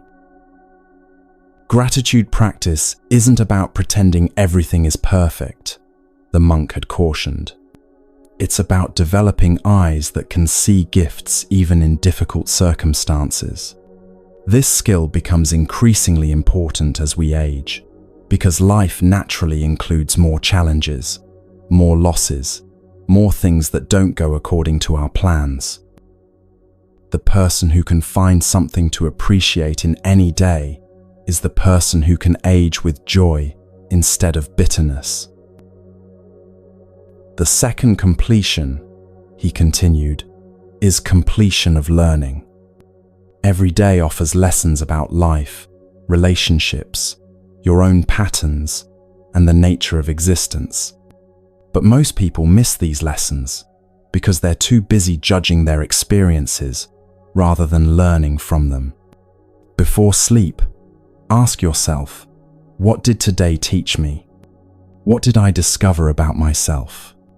What did I learn about others? How did I grow, even in small ways? This practice transformed the woman's relationship with mistakes and difficulties. Instead of ending days with self-criticism and regret, she began ending them with curiosity and appreciation for her own growth. The conversation where she lost her patience became a lesson about her triggers and an opportunity to practice different responses in the future. The day she felt overwhelmed became insight into her limits and the importance of setting boundaries. Even physical pain became a teacher about acceptance and the art of working skillfully with discomfort. When you approach every experience as a potential teacher, the monk had said, you stop being a victim of your circumstances and become a student of life itself. This is especially powerful for older adults who have accumulated enough experience to recognize patterns and extract wisdom from situations that might have simply frustrated them when they were younger. The third completion, the monk concluded, is completion of release. This is the practice of letting go of the day completely before moving into sleep.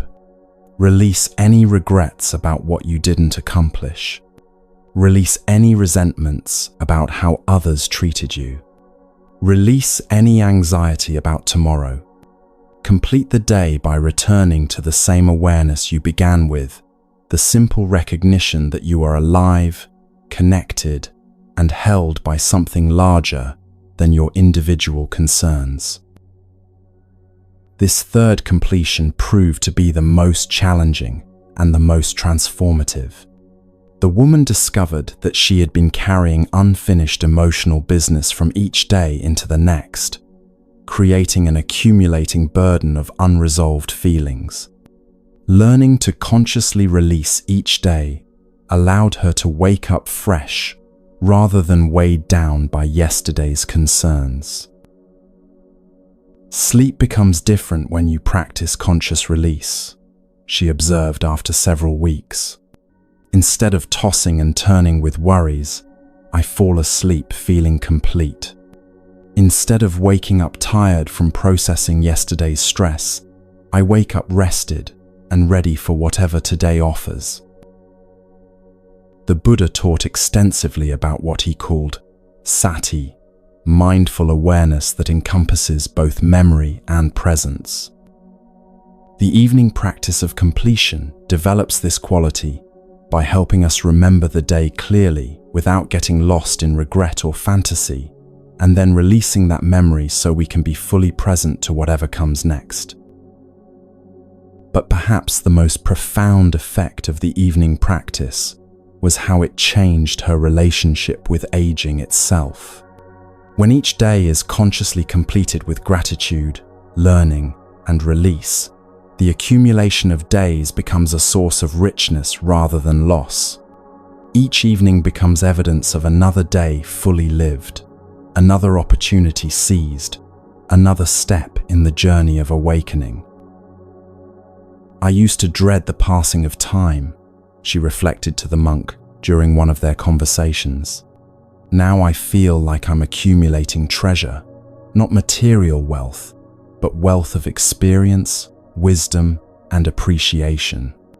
Each day that passes makes me richer, not poorer. The monk smiled. This is the beginning of what we call the ripple effect. When one person transforms their relationship with aging, it affects everyone around them. Your peaceful presence becomes a teaching for others who are struggling with their own fears about getting older. Your daily revolution becomes part of a larger transformation. And indeed, she was beginning to notice that her new approach to daily living was creating changes that extended far beyond her own experience. 6 months after beginning her daily practice of the 3 recognitions and 3 completions, the woman started noticing something unexpected happening around her. People began commenting on a change in her presence, not just how she looked, but how she felt to be around. "There's something different about you," her adult daughter observed during a visit. "You seem more settled, more at peace with yourself." What the woman didn't realize was that her daily revolution was creating what Buddhists call merit, positive influence, that naturally flows from mindful living and affects everyone in its vicinity. Her morning practice of awareness, impermanence, and interconnection was changing not just how she experienced her days, but how others experienced her. Her evening practice of gratitude, learning, and release was creating a quality of presence that felt both calming and inspiring to those around her. The first person to be significantly affected was her neighbor, an anxious man in his 60s who had been dreading his upcoming retirement. He had watched her transformation with curiosity, noting how she seemed to move through her daily routines with more ease and contentment than before. Finally, he asked her what had changed. When she shared the simple practices the monk had taught her, something clicked for him. "I've been treating every day like a problem to solve," he realized. "But you're treating every day like a gift to receive." He began experimenting with the 3 recognitions, starting each morning with awareness of being alive, rather than immediate worry about his declining career prospects. Within weeks, his wife noticed the change. "He's not as agitated in the mornings," she told the woman during a chance encounter at the grocery store. "He seems more present, more grateful for small things.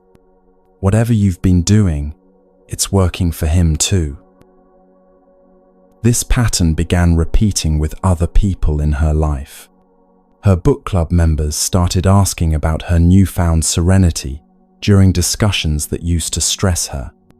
Her exercise class noticed that she approached physical limitations with curiosity rather than frustration. Even casual acquaintances began seeking her out for conversations, drawn to a quality of presence they couldn't quite name, but found deeply comforting. The woman realized she was witnessing something the Buddha had taught about extensively, that inner transformation naturally creates outer transformation. When one person stops fighting against the reality of aging and begins embracing it as a spiritual practice, that shift in consciousness affects the entire community around them. Peace is contagious. Acceptance is influential. Wisdom shared through example often has more impact than wisdom shared through words. But the most profound ripple effect occurred with her relationship to her own adult children. For years, she had unconsciously been modeling anxiety about aging, complaining about physical changes, worrying aloud about the future, expressing resentment about limitations.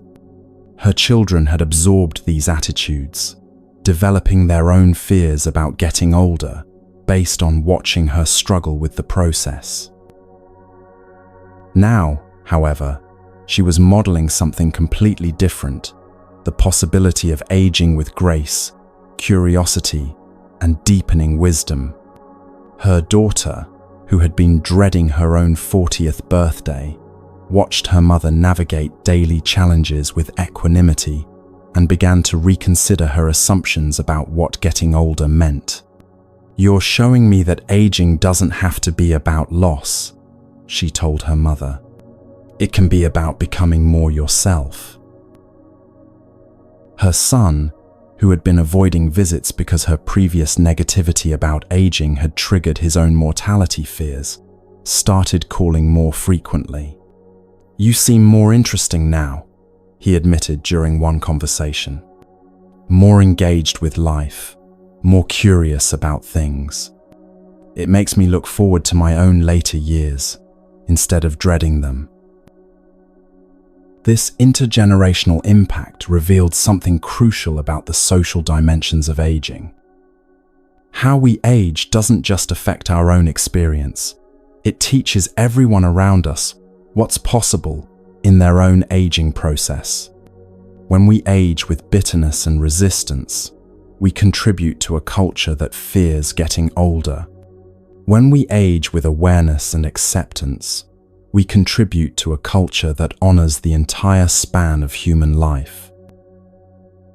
The elderly monk, when she shared these observations with him, nodded knowingly. "This is why Buddhist communities have always revered their elders," he explained. "Not just out of respect for their years, but in recognition of their role as teachers about how to live skillfully in every stage of life." When older adults practice awareness, younger people learn that aging can be a path of awakening rather than decline. He encouraged her to think beyond even this immediate circle of influence. Every person you've touched with your peaceful presence will carry that influence into their own relationships, he said. Your neighbor will treat his own aging parents differently. Your children will approach their own life transitions with more wisdom. Your friends will consider possibilities for their later years they never imagined before. This is how consciousness changes, one awakened person at a time, creating ripples that spread far beyond what any individual can track. The woman began to understand that her daily revolution wasn't just personal, it was political in the deepest sense. In a culture that devalues aging and worships youth, choosing to age consciously and joyfully was an act of rebellion. In a society that equates worth with productivity, finding meaning in being rather than doing was revolutionary. In a world that fears mortality, embracing the full cycle of life was a form of leadership. I started this practice to feel better about my own aging, she reflected to the monk during their final scheduled conversation. But I've discovered that I'm part of something much larger, a quiet revolution of consciousness that's changing how entire communities think about what it means to grow older. The monk smiled. This is how real change happens, he said. Not through grand gestures or dramatic announcements, but through individuals choosing to live differently, one day at a time. Your daily practice of awareness, gratitude, and release is contributing to a new understanding of aging that will benefit generations of people who haven't even been born yet. As she walked home from that final conversation, the woman felt the weight and joy of this responsibility. Every morning she chose awareness over anxiety. Every evening she chose gratitude over grievance. She was casting a vote for a different kind of world, one where aging was seen as a continuation of life's adventure rather than its ending. One where getting older was understood as an opportunity for deepening wisdom rather than diminishing worth. Her daily revolution had become part of a much larger transformation, the slow, quiet, profound shift in human consciousness that happens when enough people choose awakening over sleeping, acceptance over resistance, love over fear. And that transformation, she realized, was just beginning. The practices she had learned were not the end of the journey, but the foundation for everything that was yet to come. Because when you learn to live each day with full awareness, deep gratitude, and complete acceptance, you discover that aging isn't about approaching an ending at all. It's about stepping into the most profound beginning of all, the recognition of who you really are, beneath all the stories, all the changes, all the temporary forms that consciousness takes as it explores the mystery of being alive. And that recognition prepares us for the final understanding that brings all these teachings together.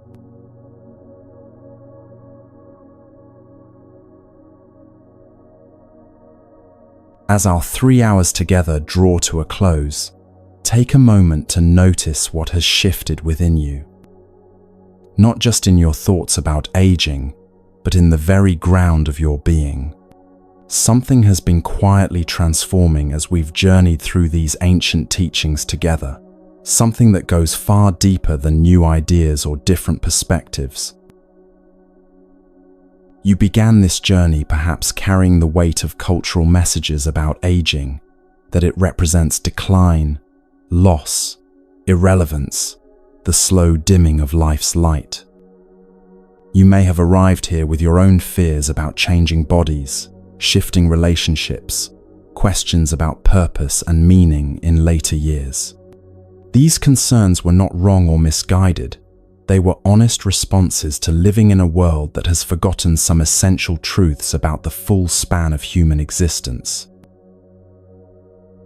But now, having walked through the village where people befriended their own mortality, having listened to the conversation between consciousness and its temporary physical home, having witnessed the potter whose trembling hands created more beautiful art than steady ones ever could, having discovered that relationships flow like rivers, always changing form but never truly ending, you carry different possibilities within you. The Buddha taught that enlightenment is not the acquisition of something new, but the recognition of what was always already present. And what we've been exploring together is exactly this kind of recognition, the awakening to truths that were always available, always true, always waiting for us to remember them. You have always been more than your physical form, though your culture may have taught you to identify completely with your body. You have always been connected to every other being through invisible threads of influence and interdependence, though you may have felt isolated and alone. You have always been accumulating wisdom with every experience, though you may have been taught to measure your worth only through external achievements. You have always been both temporary and eternal, temporary in form, eternal in the love you give and receive, the consciousness you embody, the ripples you create through simply being alive. These are not consolation prizes for getting older. These are not spiritual bypasses designed to help you feel better about inevitable decline. These are fundamental truths about the nature of existence that become more accessible, more obvious, more undeniably real as you accumulate years of lived experience. Aging doesn't diminish your access to these truths. It enhances it. Think about the person you were 20 years ago, 30 years ago, however many years you've been walking this path. That person had dreams and fears, strengths and limitations, a particular way of seeing the world. But was that person more you than you are now? Or have you been becoming more yourself with each passing year, more aware of your essential nature, more skilled at distinguishing between what truly matters and what merely seems important? The Buddhist understanding suggests that what we call aging is actually a process of revelation, the gradual unveiling of who we have always been beneath the layers of social conditioning, role-playing, and the desperate attempt to control outcomes that characterized our younger years. Every year that passes strips away another layer of illusion, another false belief about what we need to be happy, another assumption about where our worth comes from. This is why many wisdom traditions speak of elders as being closer to enlightenment, not because they're approaching death, but because they're approaching truth. The accumulated experience of living through many cycles of gain and loss, success and failure, connection and separation, gradually teaches what cannot be learned through books or theory. That happiness comes from accepting what is. That love transcends physical form. That meaning emerges from presence rather than productivity. But here's what might surprise you. This process of revelation doesn't wait until you're elderly to begin. It's happening right now, at whatever age you are, with every breath you take.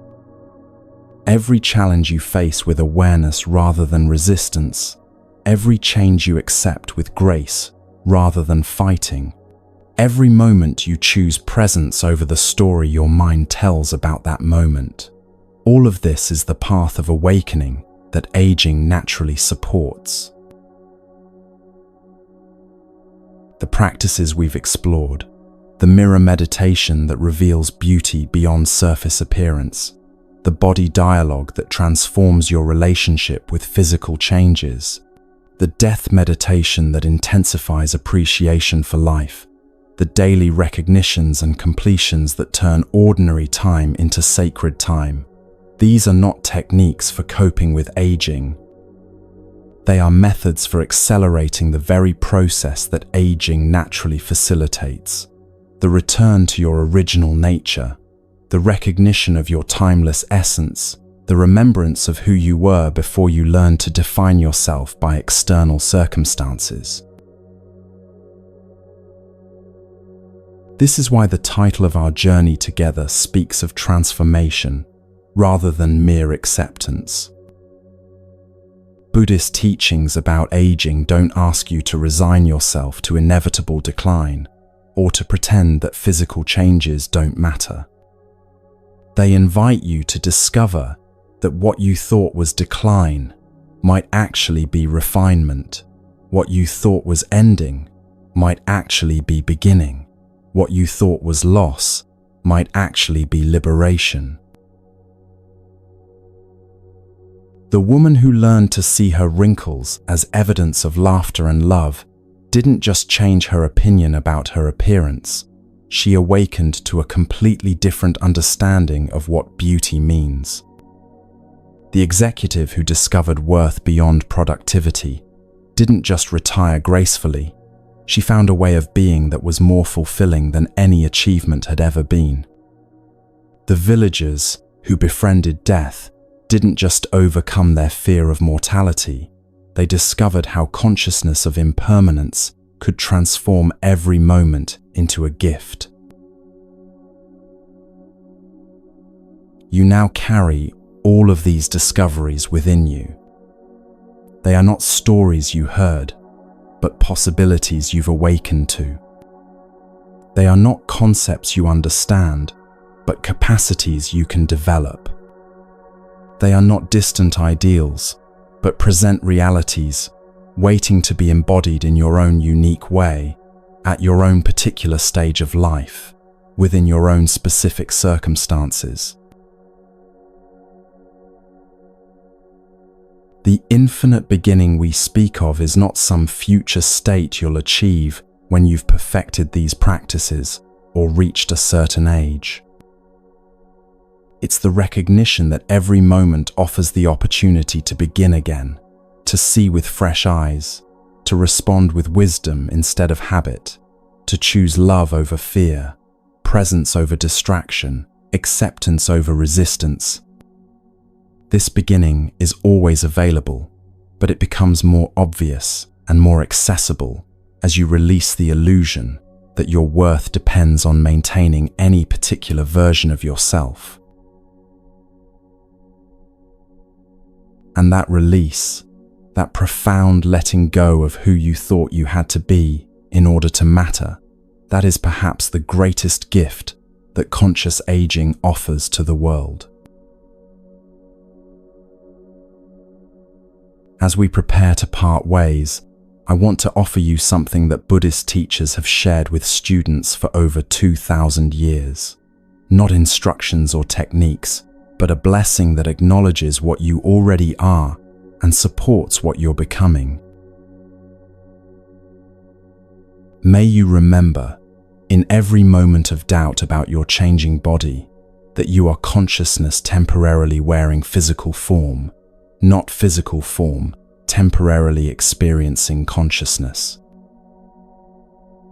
May you see your reflection with the same loving awareness you would bring to witnessing a sunset, appreciating its beauty, not despite its impermanence, but because of it. May you approach each physical change not as evidence of decline, but as your body's wisdom expressing itself in new ways. May you listen to its messages with respect rather than resentment, responding to its needs with kindness rather than criticism. May you discover that what the world calls limitation might actually be invitation, to move more mindfully, rest more deeply, choose more carefully what deserves your precious energy. May your relationships flow like water, sometimes rushing together in rapids of shared experience, sometimes meandering apart through different territories, always part of the same vast river of connection that links every heart to every other heart across time and space. May you love without clinging, appreciate without possessing, grieve without forgetting that love itself never dies, only changes form. May you release the exhausting burden of proving your worth through constant productivity. May you discover the profound value of simply being present, fully aware, genuinely kind. May you understand that your life's greatest contributions might come not through dramatic achievements, but through the accumulated effect of choosing consciousness over unconsciousness, compassion over indifference, curiosity over judgment in countless ordinary moments. May you befriend the reality of your own mortality, not as a morbid obsession, but as the teacher that reveals what truly matters. May the knowledge that your time is finite inspire you to spend it more wisely, love more freely, express more honestly, forgive more quickly. May you see each day not as one day closer to ending, but as one day deeper into the mystery of being alive. May you understand that every person whose life has touched yours continues to live within you through the love they shared, the wisdom they offered, the ways they shaped who you've become. May you recognize that your own influence ripples forward through every life you touch, creating waves of healing and awakening that will spread far beyond anything you can imagine or track. May you trust that your legacy is being written not through grand gestures, but through the quality of presence you bring to each encounter. May your mornings begin with gratitude for the miracle of awareness returning to your body. May your days unfold with appreciation for the unrepeatable gift of this particular collection of moments. May your evenings close with forgiveness for whatever you couldn't accomplish and recognition of how you grew through whatever you experienced. May you sleep in peace and wake in wonder, again and again, for all the days remaining to you. Above all, may you remember that aging is not something that happens to you, it is something that reveals you. Each year that passes doesn't diminish who you are, it clarifies who you are. Every change you experience doesn't represent loss of your true self. It represents the shedding of everything that was never your true self to begin with. You are not becoming older. You are becoming truer. You are not moving toward an ending. You are moving toward the infinite beginning that has always been waiting for you to recognize it. You are not declining in value. You are appreciating in wisdom, depth, and the kind of beauty that only emerges through the patient accumulation of conscious experience. This journey we've shared together ends here, but your journey continues with every breath. You carry within you now not just new ideas about aging, but new possibilities for being human. You have touched something timeless within yourself that was never young, will never be old, and is always perfectly, completely, radiantly alive. Trust this. Rest in this. Live from this. The path ahead is luminous, with potential you haven't even begun to imagine. Your deepest adventures, your most profound discoveries, your greatest contributions to the healing of this world may all lie ahead of you, waiting to emerge as you continue to age with increasing awareness, acceptance, and love. This is not the end of anything. This is the infinite beginning. And you are ready.